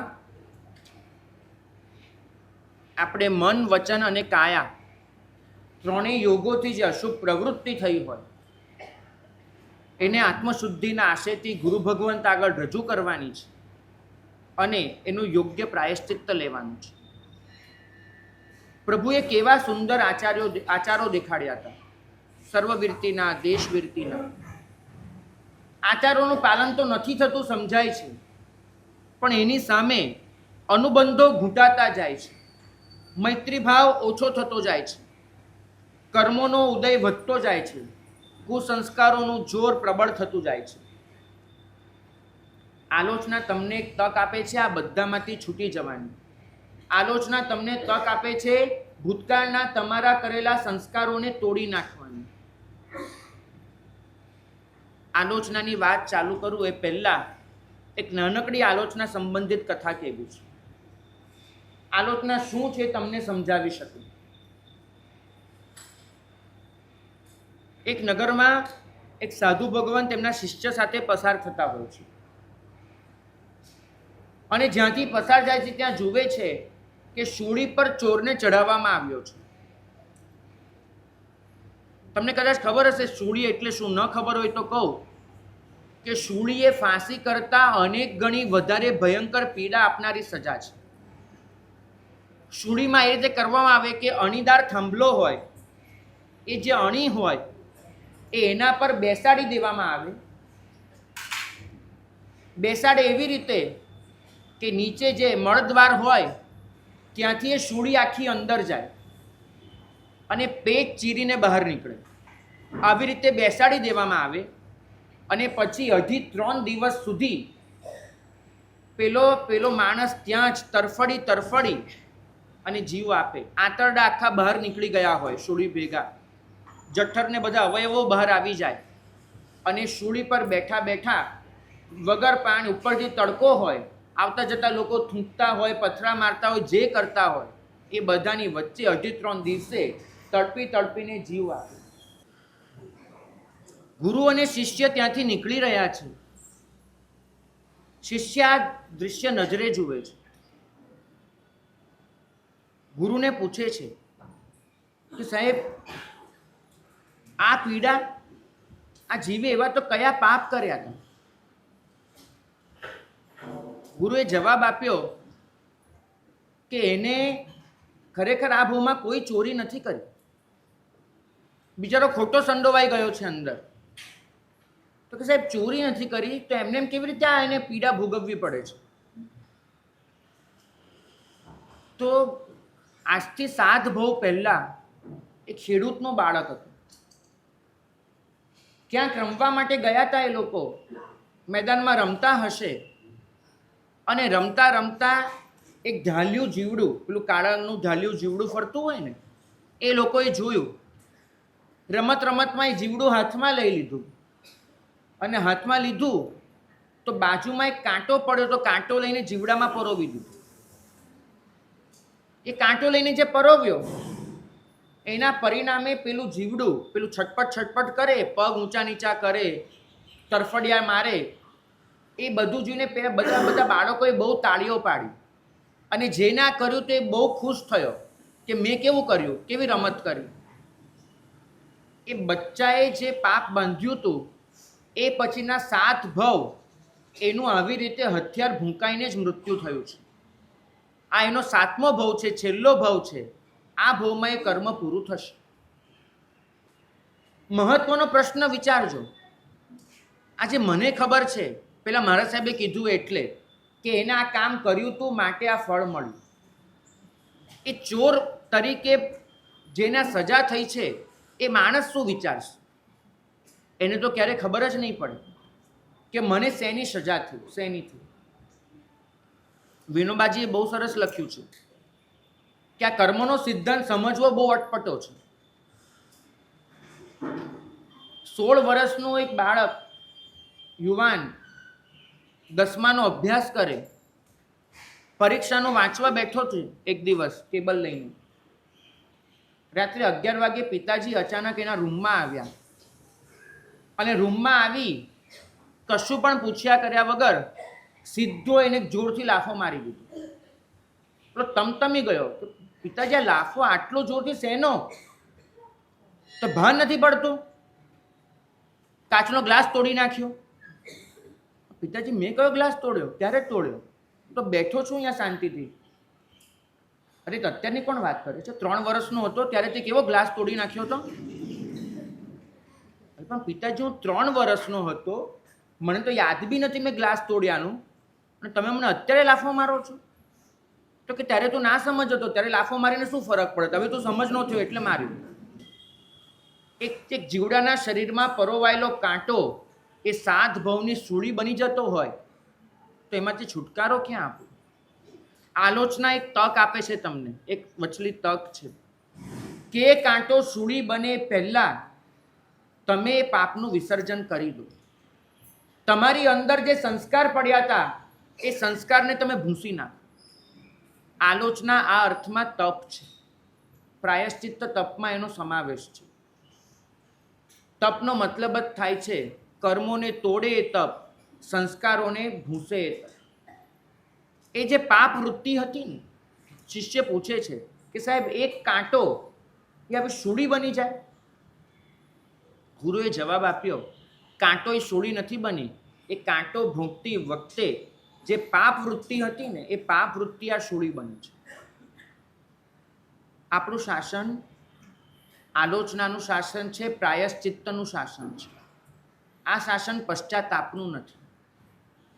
હવે જે કહીશ એ બહુ ગંભીર પદાર્થ છે, સમજવાનો પ્રયત્ન કરજો. પશ્ચાતાપ એ અફસોસ છે, પ્રાયશ્ચિત્ત આલોચના છે. અફસોસ અને આલોચના એક નથી. પશ્ચાતાપ અને પ્રાયશ્ચિત્ત એક નથી. પશ્ચાતાપ તમારા અંતરમાં કોઈ ફરક નથી પાડતું. તમે માત્ર અફસોસ કરો છો કે મેં આવું કેમ કર્યું, મારાથી આવું કેમ થયું. પણ પશ્ચાતાપ કર્યા પછી પણ જે પ્રવૃત્તિ માટે પશ્ચાતાપ કરતા હો એ પ્રવૃત્તિ તમે વારંવાર કર્યા જ કરતા હો છો. જ્યારે અને એના પરિણામે તમે ત્યાંના ત્યાં જ રહી જાઓ છો. જ્યારે પ્રાયશ્ચિત્તમાં તમે તમારી એ વૃત્તિને ખલાસ કરી નાખો છો કે જે વૃત્તિને લીધે તમે પાપ કરતા હતા. પરિણામ હવે પછી એ પાપ રિપીટ નથી થતું. તમારી એક આલોચના એવી થવી જોઈએ કે જે કર્યા પછી તમારે બીજી આલોચના લેવાની જરૂર જ ન પડે. ભવ આલોચના લેવાનો તો મતલબ છે કે હવે પછી બીજી વાર ભવ આલોચના લેવી ન પડે, તો એનો મતલબ છે. જ્યારે તમે પશ્ચાતાપ કરો છો ને ત્યારે તમારી વૃત્તિ બિલકુલ નથી બદલાતી. તમે માત્ર એટલું કહો છો, એ પણ તમારો પાછો સ્વાર્થ. મેં આ પાપ કર્યું, હવે મારે એનું પરિણામ નથી જોઈતું. તમને પાપનો ડંખ નથી, તમને પરિણામનો ડર છે. ફરક સમજજો. પાપનો ડંખ હોય પ્રાયશ્ચિત્ત છે, પરિણામનો ડર હોય પશ્ચાતાપ છે. તમે અમારી પાસે આવો છો કે સાહેબ ખિસકોલી મારી ગાડી નીચે મરી ગઈ, મને એનું પ્રાયશ્ચિત્ત આપો. વાસ્તવમાં તમે પ્રાયશ્ચિત નથી માંગતા. તમે શું માંગી રહ્યા છો? ખિસકોલી મરી છે, હવે મારે કોઈ ગાડી નીચે કચડાવું ન પડે એના માટે મારે જે કરવાનું એ કહી દો. તમને પરિણામનો ડર લાગે છે માટે આવો છો. તમને તમારા કૃત્યનો ડંખ નથી કે મારી અસાવધાનીથી આ ખિસકોલી મરી. હું તમને પ્રાયશ્ચિત્ત આપી પણ દઈશ ને, ભલે એને શબ્દ પ્રાયશ્ચિત્ત વાપરો. તમારી અંદર પરિવર્તન નહીં આવે, તમારામાં એ ઉપયોગ નહીં જાગે કે ફરીવાર આવું ન થાય. તમે તો ફરીવાર પણ જઈને ઊભા રહેશો અને એ વખતે કોઈક મહાત્મા એમ કહેશે કે ભાઈ 5 ઉપવાસ કરજે. તમે કહેશો સાહેબ ઓલી વખતે તો મને 3 મળ્યા હતા, આ વખતે 5 કેમ? તમે વિચારજો. તમારે એક સોદો કરવો છે. કેવો સોદો? જે બ્લડ મની કહેવાય છે ને અત્યારે આ ગલ્ફ કન્ટ્રીઝમાં. તમે કોઈને મારી નાખ્યા, હવે તમારે ફાંસીથી બચવું છે તો બદલામાં શું આપો? તો કે પૈસા આપો એટલે તમે બચી જાઓ. આ બ્લડ મની. તમે અમારી પાસે બ્લડ મની લેવા આવો છો, કંઈક એવું કરવા આવો છો કે સાહેબ અમને કંઈક એવું કરી આપો કે અમે પરિણામથી બચી જઈએ. પાપ વૃત્તિથી નથી બચવું, પરિણામથી બચવું છે. માટે તમારું આ પશ્ચાતાપ છે. તમે વિચાર કરજો કે તમે જ્યારે પ્રાયશ્ચિત લેવા આવો છો ત્યારે તમને એ પાપ વૃત્તિનો ડંખ હોય છે કે માત્ર પરિણામનો ડર હોય છે? પરિણામનો ડર ભગાડવા માટે તમે જે કરી લો ને એ કદાચ તમને બાહ્ય સ્તરે શુદ્ધિ કરી આપે, તમારો અંતરાત્મા તો ત્યાં ને ત્યાં રહી જશે. પર્યુષણ તમને એ આલોચના લેવાનું કહે છે. 11 કર્તવ્ય આવશે વાર્ષિકમાં. એ આલોચના તમને એ શીખવાડે છે કે આત્મશુદ્ધિ સધાવવી જોઈએ. અને આત્મશુદ્ધિનો મતલબ છે મારી પાપ વૃત્તિ દૂર થવી જોઈએ. તમે તો હંમેશા તમારા કોઈ પણ કામ માટે કોનો વાંક કાઢો છો ખબર છે? સમયનો, સંજોગનો, પરિસ્થિતિનો, અણસમજનો, અજ્ઞાનનો, લાચારી, મજબૂરી. તમારી પાસે દરેક વસ્તુના જસ્ટિફિકેશન્સ હોય છે. આને આમ કર્યું, આમ થયું એટલે મારે આ કરવું પડ્યું. સ્વીકાર નથી હોતો. પ્રાયશ્ચિત્ત તમારી પાસે માંગે છે સ્વીકાર. તમને કોઈ આવીને કહે ને કે ભાઈ તમે ખોટું બોલ્યા, તો કદાચ તમે માફી માંગી લો છો કે હા ભાઈ મારી ભૂલ થઈ, હું ખોટું બોલ્યો. પણ જો તમને કોઈ આવીને એમ કે તમે પોતે જ ખોટાડા છો, તો તમારાથી એ સહન નહીં થાય. કૃત્ય ખોટું હતું એ કદાચ કબૂલ કરી લો છો, પણ એ કૃત્ય કરનારો કરતા ખોટો હતો એ તમે કબૂલ નથી કરતા. કૃત્ય ખોટું હતું એ સ્વીકાર, એ પશ્ચાતાપ છે. કરતા પોતે ખોટો છે એ સ્વીકાર કરવું એ પ્રાયશ્ચિત્ત છે. તમારા જૂઠા બોલવા માટે તમારી પાસે જસ્ટિફિકેશન્સ હોઈ શકે છે કેમ જૂઠું બોલવું પડ્યું, પણ તમે પોતે જૂઠા છો એ સ્વીકાર કરવા માટે તો તમારી પાસે જોઈએ છે સત્વ. પ્રાયશ્ચિત્ત એમ કે છે મેં ખોટું કર્યું છે. પશ્ચાતાપ એમ કે છે કે મારે ખોટું કરવું પડ્યું છે. જ્યાં સુધી આ બંનેમાં ફરક રહેવાનો છે. મારે ખોટું કરવું પડ્યું છે અને મેં ખોટું કર્યું છે. આ બંનેમાં જે ફરક છે ને એ આલોચના અને અફસોસ વચ્ચેનો ફરક છે. આલોચનામાં તમે એમ ન કહી શકો કે મારે ખોટું કરવું પડ્યું. આલોચના તો એમ જ કહેશે મેં ખોટું કર્યું. પ્રાયશ્ચિત્ત અંગત જવાબદારી છે. પશ્ચાતાપમાં તમે જવાબદારી કોઈના પર મૂકી દેતા હો છો. બરાબર. આ શાસન માંગે છે નિંદા ગ્રહા અને એની સાથે માંગે છે અપ્પાણમ ભૂષિરામ. અહીં તો એક જ વાત છે કે તમે કબૂલ કરો કે એ કરનારો મારો આત્મા ખોટો હતો, મારે આત્માનું વિસર્જન કરવું છે. નિંદા તો આખી દુનિયા કરે છે. બરાબર. એ તો તમે અહીંયા જૈનમાં આવો કે બૌદ્ધમાં જાઓ, ખ્રિસ્તીમાં જાઓ કે મુસ્લિમમાં જાઓ, દરેક જગ્યાએ હોય છે. એમાં ખ્રિસ્તી હોય તો જે નિંદાનો મહિમા કર્યો છે, દરેક ચર્ચમાં કન્ફેશન બોક્સ હોય છે. તમે ત્યાં જઈને ઊભા રહી જાઓ, ઊભા રહી અને પોતાના પાપની કબૂલાત કરો. એ કબૂલાત કરો એટલે જીસસ તમારા પાપ ધોઈ નાખે. શું મતલબ છે આ બધાનો? અહીં તો પ્રભુ ચોખ્ખું જ કહે છે ભાઈ તું કોઈને 2 લાફા ઠોકીને આવે ને પછી મને કે મારા પાપ ધોઈ આપ તો તારા કપડાં ધોવા હું નથી બેઠો. એ તો અહીંયા એ છે જ નહીં. અહીંયા કન્ફેશન બોક્સ જેવી પરંપરા જ નથી. અહીં તો એક જ વસ્તુ છે, પહેલાં કબૂલ કર કે 2 લાફા મારે ખોટું હતું એમ નહીં, 2 લાફા મારનારો હું પોતે ખોટો છું, મારી અંદર એ ખોટાઈ પડી છે એ કબૂલ કર, તો એ પ્રાયશ્ચિત્ત થશે. પશ્ચાતાપમાં બીજાના માથે દોષારોપણ હોય છે. પ્રાયશ્ચિત્તમાં દોષ પોતાના માથે લેવાય છે. પશ્ચાતાપમાં તમારી ઇમેજ અખંડિત રહે છે. બરાબર. તમે જોજો હંમેશા તમે જ્યારે આલોચના લેવા જાઓ ને ત્યારે તમારી ઇમેજને સાથે લઈને જાઓ છો. આલોચના પણ તમે એવી રીતે કહેતા હો છો કે જેથી તમારી ઇમેજ ખરાબ ન થાય. બરાબર તપાસજો. કારણ કે તમે તમારા મનમાં તમારા પોતાના માટે એક મસ્ત ઇમેજ બનાવી રાખી છે, હું તો આવો, હું તો આવો. પ્રાયશ્ચિત્તમાં ઇમેજને તોડી નાખવી પડે છે અને આ તૂટે તો વાસ્તવિક પ્રાયશ્ચિત્ત થતું હોય, આલોચના થતી હોય. આલોચના માટે કીધું છે કે યથાજાત બનીને આલોચના લેવી. યથાજાતનો મતલબ છે કે એક બાળક જ્યારે જન્મે છે ને ત્યારે માત્ર શરીરથી નગ્ન હોય છે એમ નહીં, મનથી પણ નગ્ન હોય છે. ન એના શરીર પર કોઈ આવરણ હોય છે, ન મન પર કોઈ આવરણ હોય છે, કારણ કે એને કોઈની આગળ કશાક જેવા દેખાવાનું નથી હોતું. બાળકને કશું જ દેખાવાનું નથી હોતું. તમારે તો નક્કી છે કે હું આ છું, આ છું, આ છું, અને એ બધું તમારે પુરવાર કરવાનું છે. આ તમારા મનના જે આવરણો છે એ આવરણો હટે અને તમારી સચ્ચાઈ ખુલ્લી થાય એ આલોચના છે. તમે લેખિતમાં તો લખીને આપી દેશો કે આટલી વખત આ થયું, આટલી વખત આ થયું, આટલી વખત આ થયું, પણ કબૂલાત ક્યાં થશે કે બધું કરવા માટે થઈને મારી અંદર શું હતું એની કબૂલાત કોણ કરશે? તમે જે લખીને આપો ને અમે તમને જે આલોચના આપીએ એ તો વાસ્તવમાં કૃત્યની થઈ. તમારાથી આ થયું, આમ થયું. માનો કે તમે આખા લખીને આપો કે સાહેબ 7 જીવ મારાથી મરી ગયા. બરાબર. એ તમારું કૃત્ય થયું, પણ એ 7 જીવ મર્યા એમાં તમારો જે અનુપયોગ જવાબદાર છે, તમારી જે અજાગૃતિ જવાબદાર છે, એનું પ્રાયશ્ચિત્ત ક્યાં થશે? પશ્ચાતાપ 7 કૃત્યનું હોઈ શકે છે, પ્રાયશ્ચિત્ત તો એ 7 જીવ મર્યા એના માટે જવાબદાર જે તમારી અજાગૃતિ હતી, તમારી જે મૂઢતા હતી એનું હોઈ શકે છે. મૂઢતાને દૂર કરવી એ પ્રાયશ્ચિત્ત થશે. ભાગ્યશાળી પશ્ચાતાપ છે એ કર્મોને ખપાવવામાં માને છે.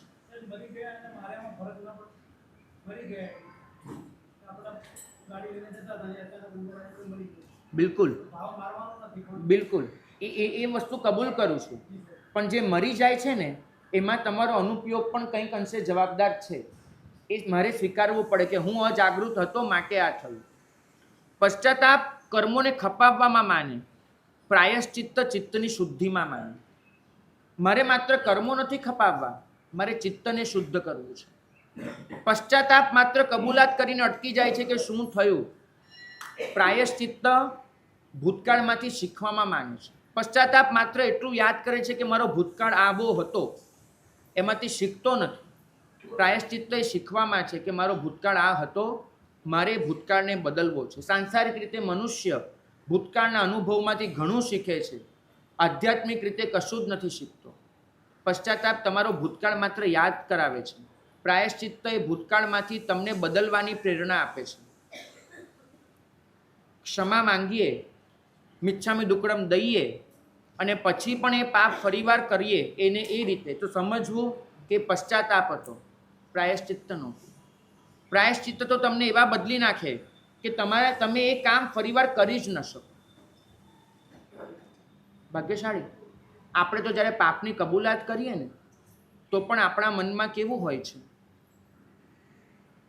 આવે સારું કબૂલાત કરે, સામે ઈચ્છા કેવી હોય કે આપણે આવી કબૂલાત કરીએ તો સામે એવું સાંભળવા મળે કે ભાઈ તું કેટલો નિખાલસ છે કે આવી કબૂલાત કરી લીધી. તું કબૂલાત કરીને પણ મનમાં એક વખાણની અપેક્ષા રહેતી હોય છે.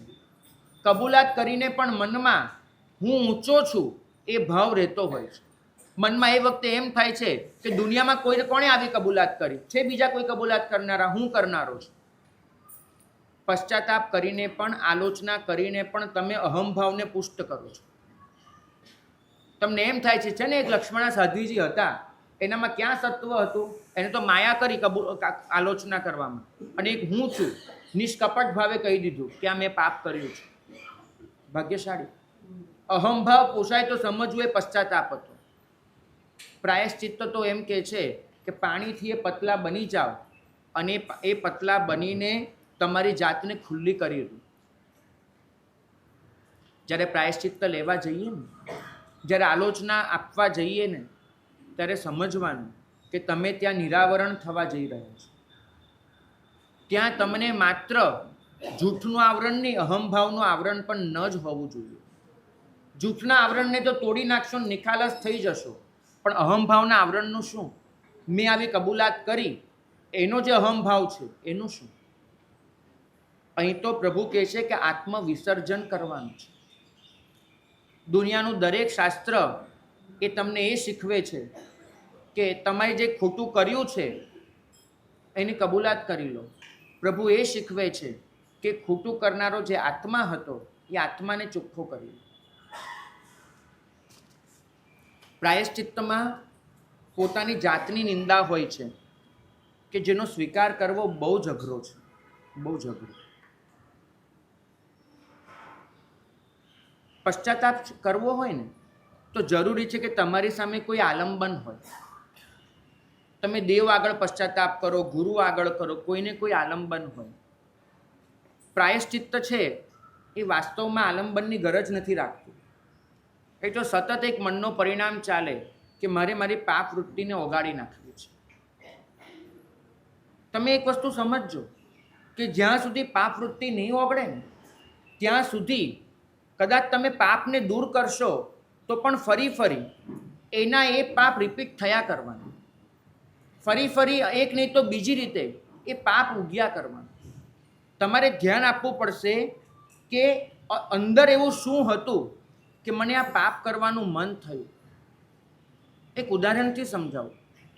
આપણે ઘણા બધા એવા હોઈશું કે જે એવું કહેતા હોઈશું કે સાહેબ અમને ક્રોધ બહુ આવે છે, અને ક્રોધ માટે આપણે એને છોડવા માટે બાધાઓ પણ લેતા હોઈશું, જાતની ભાતની.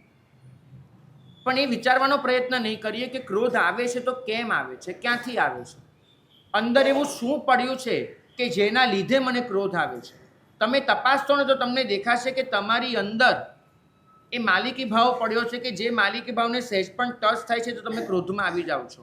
તમારી અંદર બીજા કરતાં હું ઊંચો છું અહમભાવ પડ્યો છે, અહમભાવને કોઈ ટચ કરે છે તમે ક્રોધમાં આવી જાઓ છો.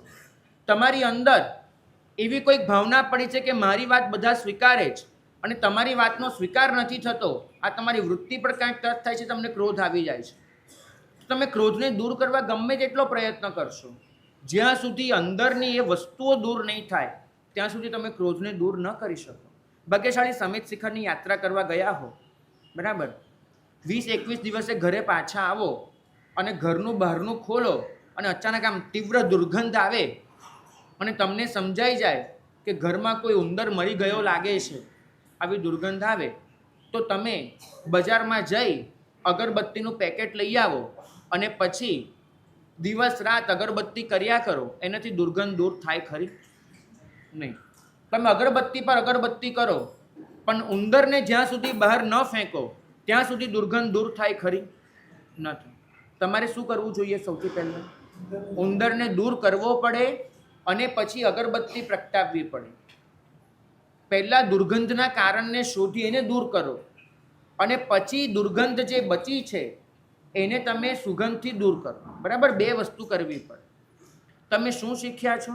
અમારી પાસે આવો છો અગરબત્તી લેવા કે સાહેબ આમ થયું, તમે તમને કહીએ કે ભાઈ 10 બાધા પારાની માળા ગણજે, બરાબર, તમે લઈને ગયા એક અગરબત્તી, તમે પ્રગટાવી પણ દીધી, તત્પૂરતી કદાચ દુર્ગંધ દૂર થઈ ગઈ, પણ અંદર જે પડી છે દુર્ગંધના કારણો એ જ્યાં સુધી નહીં મટે ત્યાં સુધી આનો શું મતલબ થવાનો?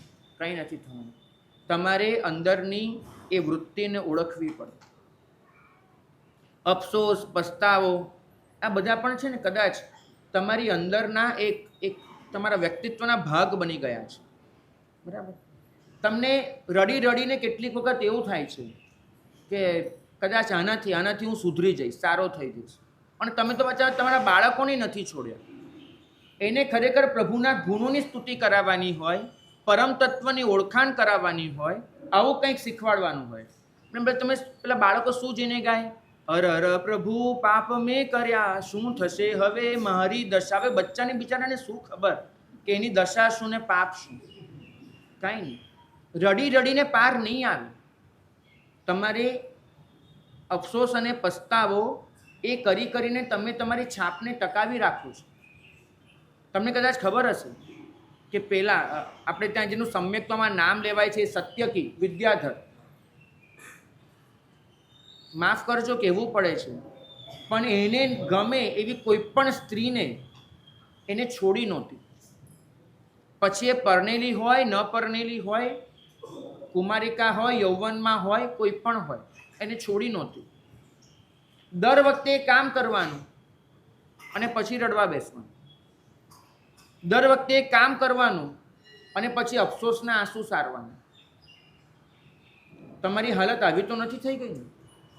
કેટલીક વખત માણસ અફસોસ કરીને પણ એવું માનતો હોય છે કે હું સારો છું, જો ને મને તો ખરેખર કરવું નથી ગમતું.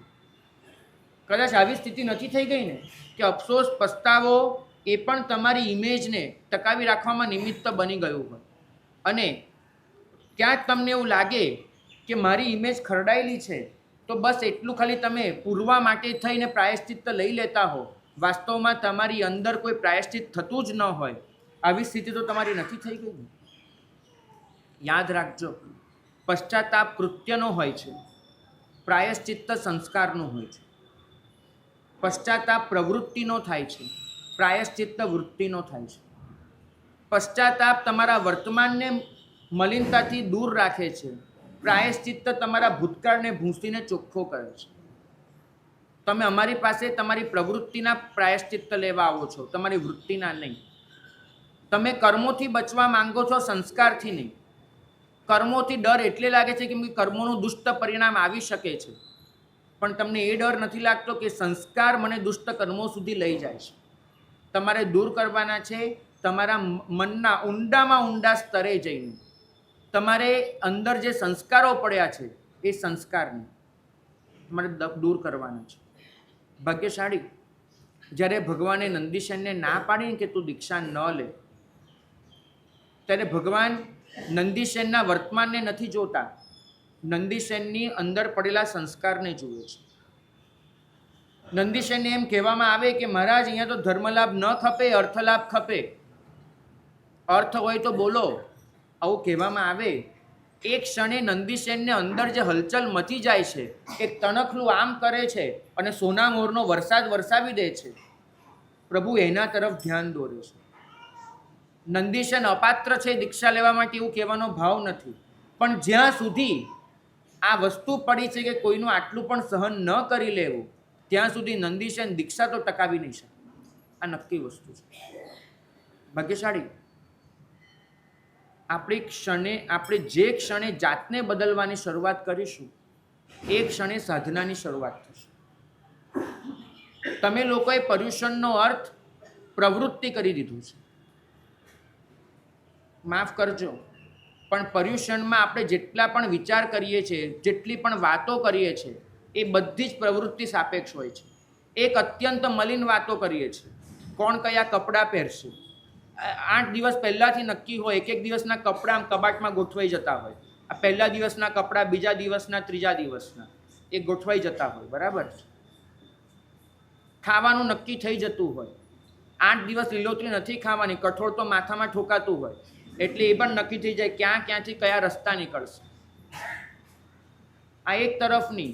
પારણામાં કયા કપડાં પહેરશું, ક્યાં કોની આગળ કેટલો રિવાજ કરીશું, બધી જ ભૌતિકતા. પર્યુષણનો આ એક અર્થ થઈ ગયો છે. અને બીજો અર્થ એ થઈ ગયો છે, જે સારો છે, શુભ છે, પણ શુદ્ધ નથી. એ રસ્તો એ થઈ ગયો છે, કોણ કેટલું તપ કરશે, કોણ કેટલી આરાધના કરશે, કોણ આ કરશે, કોણ આ કરશે. પણ ક્યારેય પર્યુષણ વખતે એ વાત નથી થતી કે આ વખતે તો મારે મારા આત્માનું એટલું ચિંતન કરવું છે કે એ કરીને મારે આ આત્મા પર જે પણ સંસ્કારો લાગ્યા છે એ સંસ્કારોને હટાવી દેવા છે. મારે મારા આત્માનું એટલું વિશ્લેષણ કરી દેવું છે કે વિશ્લેષણ કરીને અંદર જે વૃત્તિઓ ઊંડા મૂળિયા નાખીને પડી છે, એ વૃત્તિઓને મારે જળમૂળથી ઉખેડી નાખવી છે. આ જ્યાં સુધી આ નહીં થાય ને, ત્યાં સુધી જાતને બદલવાની શરૂઆત નહીં થાય. પર્યુષણ આવે છે દર વખતે એક ડંકો વગાડવા, તમને એક તક આપે છે કે જાતને બદલો. જ્ઞાની ભગવંતોની અનંત કરુણા છે, અનંત કરુણા. મને કોઈ પૂછે અનંત કરુણા કેવી રીતે? અરે અમારી માઓ ઉઠાડવા જાય ને, એકવાર બાળકને ઉઠાડે, બીજી વાર ઉઠાડે, ત્રીજી વાર ઉઠાડે, ચોથી વારે કે પડ્યું રહેવા દે, જે થવું થાય, કેટલું આપણે મારે બીજા કામ હોય. બરાબર. જ્યારે આ જ્ઞાની ભગવંતો થાકતા નથી. દર વર્ષે આવે છે તમારી પાસે, તમારી પાસે આવીને ઉઠાડે તમને, અને છતાંય તમે ઉઠો નહીં. 2 મિનિટ 5 મિનિટ કર્યા જ કરો. ભલે. એમની ધીરજ ખૂટતી નથી, અનંતકાળથી નથી ખૂટી. તમને જગાડવા માટે આવે જ છે. એમનું જગાડવું એ પર્વ કહેવાય છે, એમનું જગાડવું એ મહાપર્વ કહેવાય છે. પર્યુષણ આવે છે આપણને જગાડવા માટે, આપણને કોઈ બોધ આપવા માટે. પણ પરિવર્તનનો સ્વીકાર કરવો હોય તો પહેલાં જાતનો સાક્ષાત્કાર જરૂરી છે. આલોચનાથી ફાયદા કયા થાય છે? 8 ફાયદા શાસ્ત્રકાર ભગવંતોએ વર્ણવ્યા છે. આલોચના કરનારો જીવ, એના હૃદયમાં જે પાપનો ભાર વર્તાતો હોય તે હળવો પડે છે. સૌથી પહેલો ફાયદો, અંદરથી એક હળવાશ અનુભવાય. જે પાપ પોતે અત્યાર સુધી કીધું નહોતું અને અંદરને અંદર રાખીને પોતે જે ગુંગળામણ અનુભવી છે, કોઈને કહી દીધું, પેલી ગુંગળામણ નીકળી જાય છે અને માણસ હળવો થઈ જાય છે. તો પહેલું, આલોચના, એનાથી આવે છે લઘુતા, હળવાશ. 2, આનંદ આવે છે. હું શુદ્ધ થયો, મારું પાપ ટળ્યું, એનો આનંદ અનુભવાય છે. જ્યાં સુધી આપણે નથી કીધું હોતું ત્યાં સુધી એક અંદર વિષાદ હોય છે કે પાપ કર્યું છે અને કહી નથી શક્યા. એકવાર એ બોલી જઈએ, આલોચના કરી દઈએ, એટલે હૃદયમાં એક નિરાત અનુભવાય, આનંદ અનુભવાય. 3, દોષ હાનિ. આલોચના કરતા જઈએ, પાપ વૃત્તિ પર પ્રહાર થતો જાય, એટલે દોષો સ્વાભાવિક રીતે ઘટતા જાય. કેમ કે અંદરની વૃત્તિ જેટલી ઓછી થશે, દોષો એ જ રીતે હટતા જશે. અહીંથી નીકળશો ને, કોઈ કાંઈ બોલી ગયો, જવાબ આપ્યા વગર આપણને રહેવાતું ન હોય, પણ થશે એટલે જવા દે ને ભાઈ, હશે, રહેવા દે.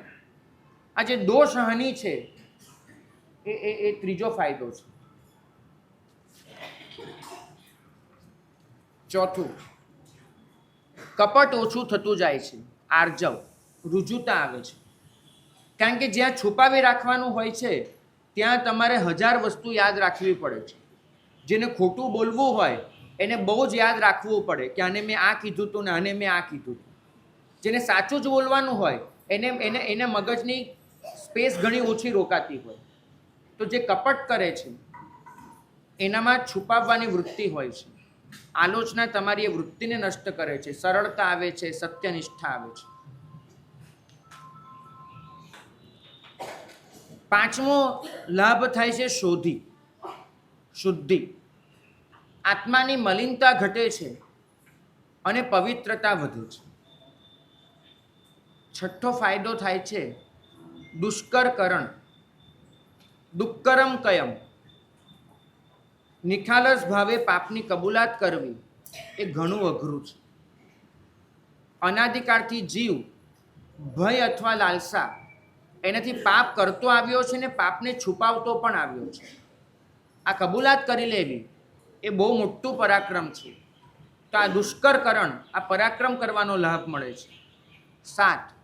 સાતમો લાભ છે આજ્ઞા.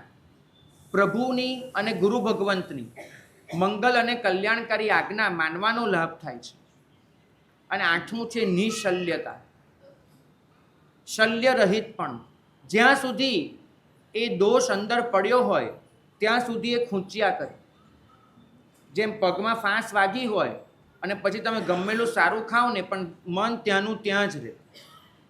એ ફાંસ નીકળી જાય, તમે નિશલ્ય બનો, પછી તમને જે આનંદ અનુભવાય, જે સુખ અનુભવાય. તો આલોચનાથી આઠમો ફાયદો થાય છે નિશલ્યતા. તમારું શલ્ય નીકળી જાય છે. તો આ રીતે 8 ફાયદા. પહેલો લઘુતા, હળવાશ. બીજો આનંદ. ત્રીજો દોષની હાનિ. ચોથું કપટનો અભાવ, સરળતા. પાંચમું શુદ્ધિ. છઠ્ઠું દુષ્કરકરણ. સાતમું પ્રભુની આજ્ઞાના પાલનનો લાભ. અને આઠમું નિશલ્યતા, શલ્યનો અભાવ. આવા 8 મહાન લાભો આલોચનાથી થાય છે. આ આલોચના આજે આપણે સૌએ કરવાની. આલોચનાના સંદર્ભે એક આગમિક કથા ખાસ ધ્યાનમાં લેવા જેવી છે. મહાત્માને લાંબો પર્યાય છે પણ શરીર હજુ સાથ આપી રહ્યું છે. અને એમને મન થાય છે કે શરીર સાથ આપે ત્યાં સુધીમાં જ મારે અનશન સ્વીકારી લેવું છે અને સમાધિ મરણ અંગીકાર કરી લેવું છે. શાસ્ત્રીય મર્યાદા મુજબ અનશનનો સ્વીકાર ત્યાં સુધી ન થઈ શકે કે તમને ગુરુ ભગવંતની આજ્ઞા ન મળે. ગુરુ ભગવંત આજ્ઞા આપે, સહાયક સાધુઓ તમને અનશનમાં સહાય કરવા તૈયાર થાય તો જ અનશન કરી શકાય. કારણ કે જો અનશન કરતાં કરતાં પરિણામ બગડ્યા તો પછી એ જ અનશન એ એવા બાલમરણનું કારણ બની જાય કે સંસાર ખૂબ વધી જાય. એટલે ગુરુ ભગવંત બધી જ જાતની પાત્રતાની ચકાસણી કરીને અને એ પછી અનશનની પૂર્વ ભૂમિકારૂપ સંલેખના કરાવીને, જેના દ્વારા આત્મા અનશન સ્વીકારવા તૈયાર થાય, એને સંલેખના કહેવાય. શરીર અનશનનો ભાર સહન કરી શકવા તૈયાર થાય, સંલેખના કહેવાય. તો એ કરીને પછી અનશનમાં પ્રવેશ કરાવે. ભગવંત ગુરુ પાસે ગયા કે સાહેબ સંલેખના કરવી છે.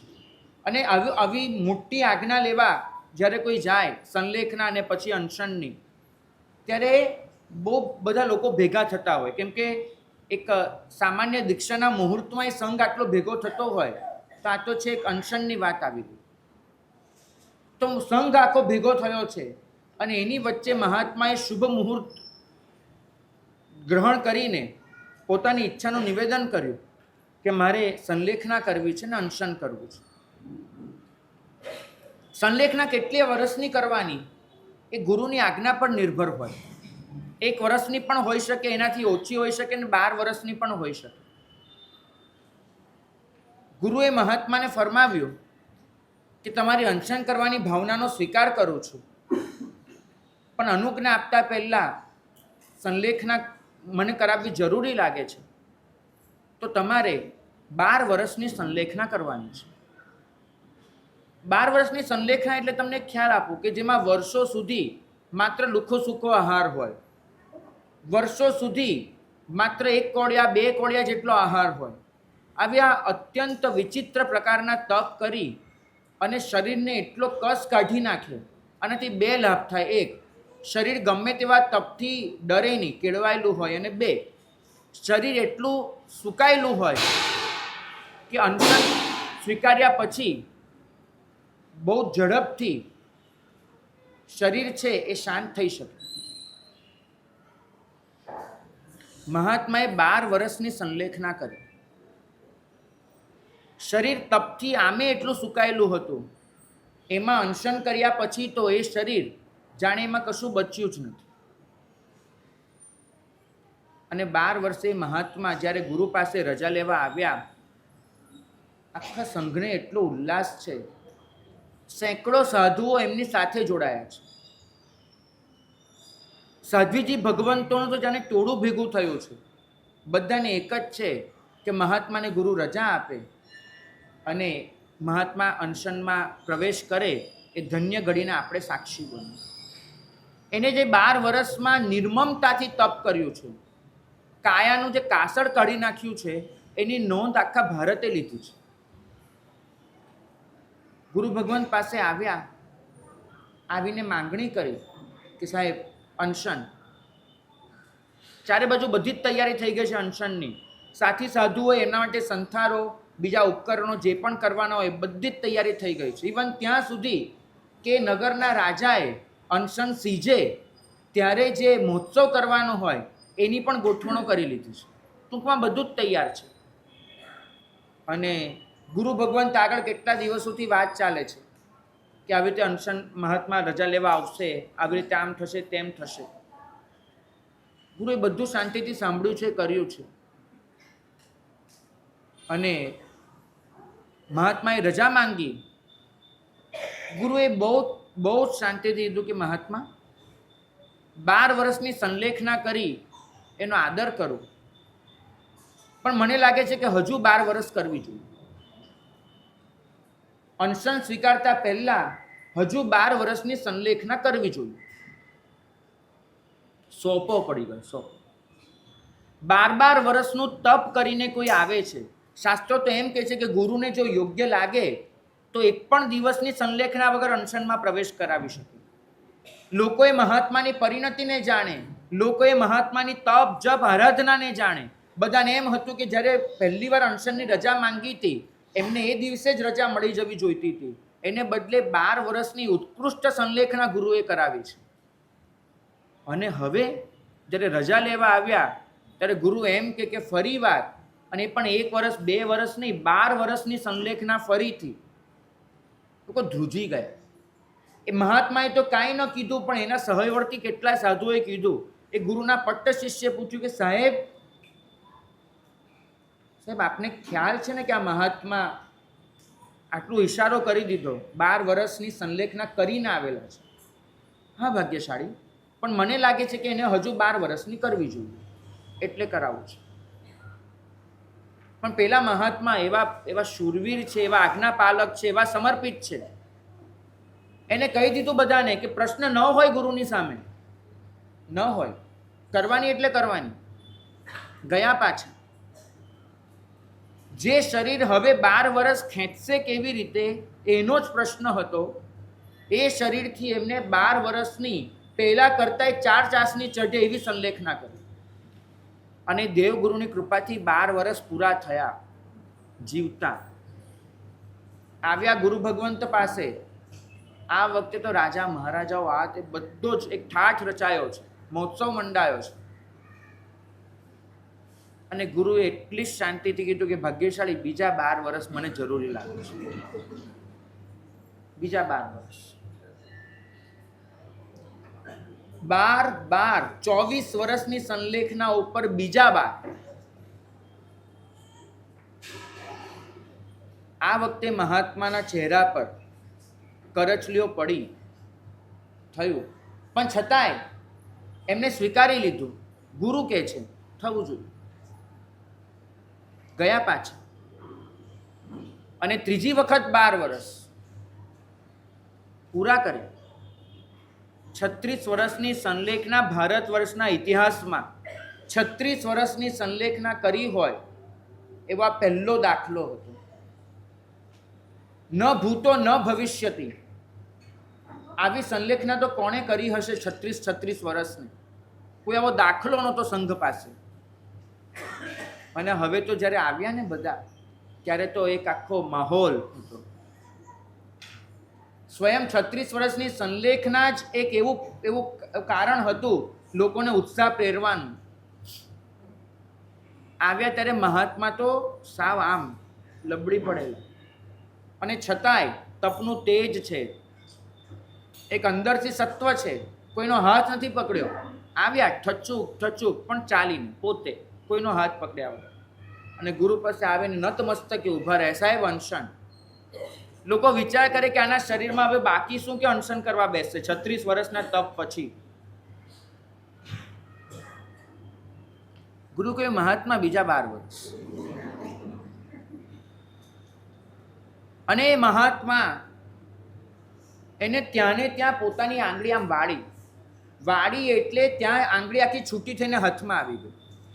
શરીરને એટલું સૂકવી નાખેલું, સાંધા એટલા તકલાદી બની ગયેલા, જાણે શરીરમાં જોડાણ સિવાય કંઈ બચ્યું નહોતું. માત્ર આંગળી આમ વાળીને એટલે આંગળી આખી જુદી થઈ અને હાથમાં આવી ગઈ. ગુરુ આગળ આંગળી દેખાડી કે સાહેબ હવે શું બાકી છે કે જેના માટે હજુ 12 વર્ષ કહો છો? ગુરુએ કીધું કે આ ક્રોધ બાકી છે. જે બાકી છે ને એ આ ક્રોધ બાકી છે, આ સ્વીકાર ભાવ બાકી છે.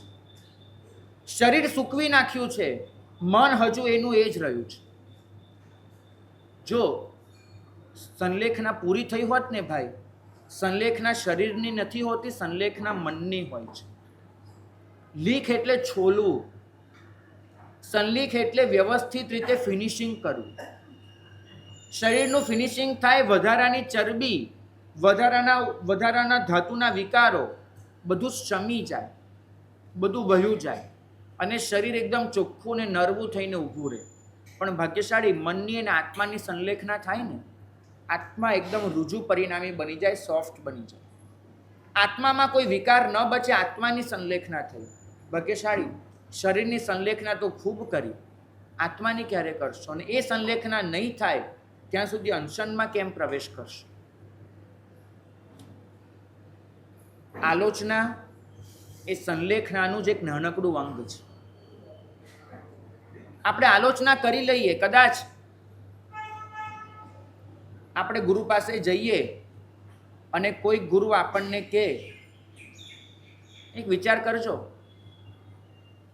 તમને સાંભળવા મળે કે કોઈક આત્મા ગુરુ પાસે પ્રાયશ્ચિત લેવા ગયો અને ગુરુ એમ કીધું કે ભાઈ માંસ ખમણ કરવાનું છે, એવી તમને ખબર પડે તો તમારા મનમાં પહેલો વિચાર કયો આવે? પેલા પાપ તો કેવા કર્યા હશે કે માંસ ખમણનું પ્રાયશ્ચિત આપ્યું ગુરુએ? કેવા પાપ કર્યા હશે કે માંસ ખમણ પ્રાયશ્ચિતમાં આપવું પડ્યું ગુરુએ? આવો વિચાર આવે ને.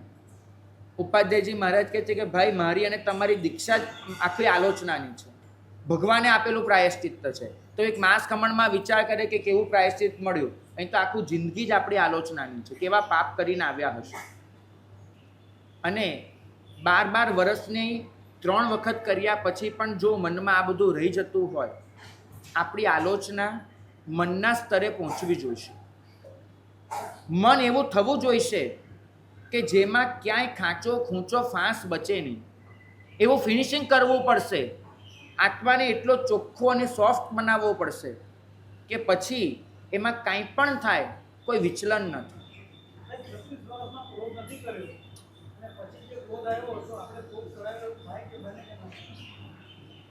ભાગ્યશાળીનો પ્રશ્ન છે કે 36 વર્ષ એમને ક્રોધ નહોતો કર્યો અને પછી આવ્યો આપણે કરાવ્યા બરાબર કહેવાય. ભગવાને આના માટે બહુ સરસ ઉદાહરણ આપ્યું છે આના જવાબમાં, આ જ પ્રશ્નના જવાબમાં, કે ગામડાના કૂવામાં ડોલ નાખીએ અને ડોલ પાણી ભરીને બહાર આવે તો સમજવું કે પાણી અંદર પડ્યું. જો કૂવો છે કોરો હોત તો ગમેલી ડોલ નાખો અંદરથી પાણી ભરાઈને ન આવે. બરાબર? પાણી બહાર નહોતું દેખાતું, અંદર પડ્યું હતું તો ડોલમાં આવ્યું. 36 વર્ષે ક્રોધ કરાવી શકાય એનો મતલબ છે કે ક્રોધ અંદર હતો તો જ એ બહાર આવ્યો. બાકી પાણી હોય નહીં તો બહાર કેવી રીતે આવવાનું છે? અંદર ક્રોધ પડ્યો તો 36 વર્ષે પણ તો જ એ બહાર આવી શક્યો હોય. આલોચના એટલું સમજાવે છે કે તમારી અંદર આ બધું જ નષ્ટ કરો, બધું જ અંદરથી ખતમ કરો. ચોક્કસ આપણે પ્રાયશ્ચિત્ત કરી લઈશું અઠ્ઠમનું, પણ એ અઠ્ઠમનું પ્રાયશ્ચિત 1 વર્ષના કૃત્યનું હશે. પણ એ કૃત્ય કરવાથી જે સંસ્કારો પડ્યા છે ને કૃત્ય જે સંસ્કારોથી જન્મ્યું છે, આ બંને પ્રકારના સંસ્કાર, એક સંસ્કાર કૃત્ય કરીને પડે છે, એક સંસ્કાર જેને લીધે કૃત્ય થયું છે, આ બંને સંસ્કારોની નાબૂદી એ કરવા માટે આપણે એક આલોચના કરવી છે. મૂળભૂત રીતે 7 લાખ અને 18 પાપસ્થાનક સૂત્ર જે રીતે બોલાતું હતું, પ્રતિક્રમણમાં આટલી લાંબી ક્રિયાઓ હતી નહીં, સ્તવન સજ્જાય આ બધું આ રીતે હતું નહીં, દેવવંદન દરેક જણ પોતાની રીતે કરી લેતું હતું. માટે 48 મિનિટ પ્રતિક્રમણની એ સંપૂર્ણપણે આત્મવિશ્લેષણમાં, ચિંતન મનનમાં પસાર થતું હતું. ક્રિયા ઓછી હતી, પ્રક્રિયા વધારે હતી. બોલવાનું ઓછું હતું, વિચારવાનું વધારે હતું. કરવાનું ઓછું હતું, જોવાનું અંદરનું વધારે હતું. ભાગ્યશાળી એ જે પ્રતિક્રમણ થતું હતું એમાં 18 પાપસ્થાનક આ રીતે નહોતા બોલાતા. પહેલે પ્રાણાતિપાત, બીજે મૃષાવાત, ત્રીજે અદત્તા દાન. નહીં. કદાચ આપણે આગળથી પેલી ગુડ્સ ટ્રેન પસાર થાય ને ડબ્બા ગણી પણ ન શકીએ એટલી ઝડપથી પેલી ગુડ્સ ટ્રેન નીકળી જાય, એ રીતે 18 પાપસ્થાનક આમ પસાર થઈ જાય એવું નહોતું. શ્રાવક બોલે પહેલે પ્રાણાતિપાત અને પછી અટકી જાય.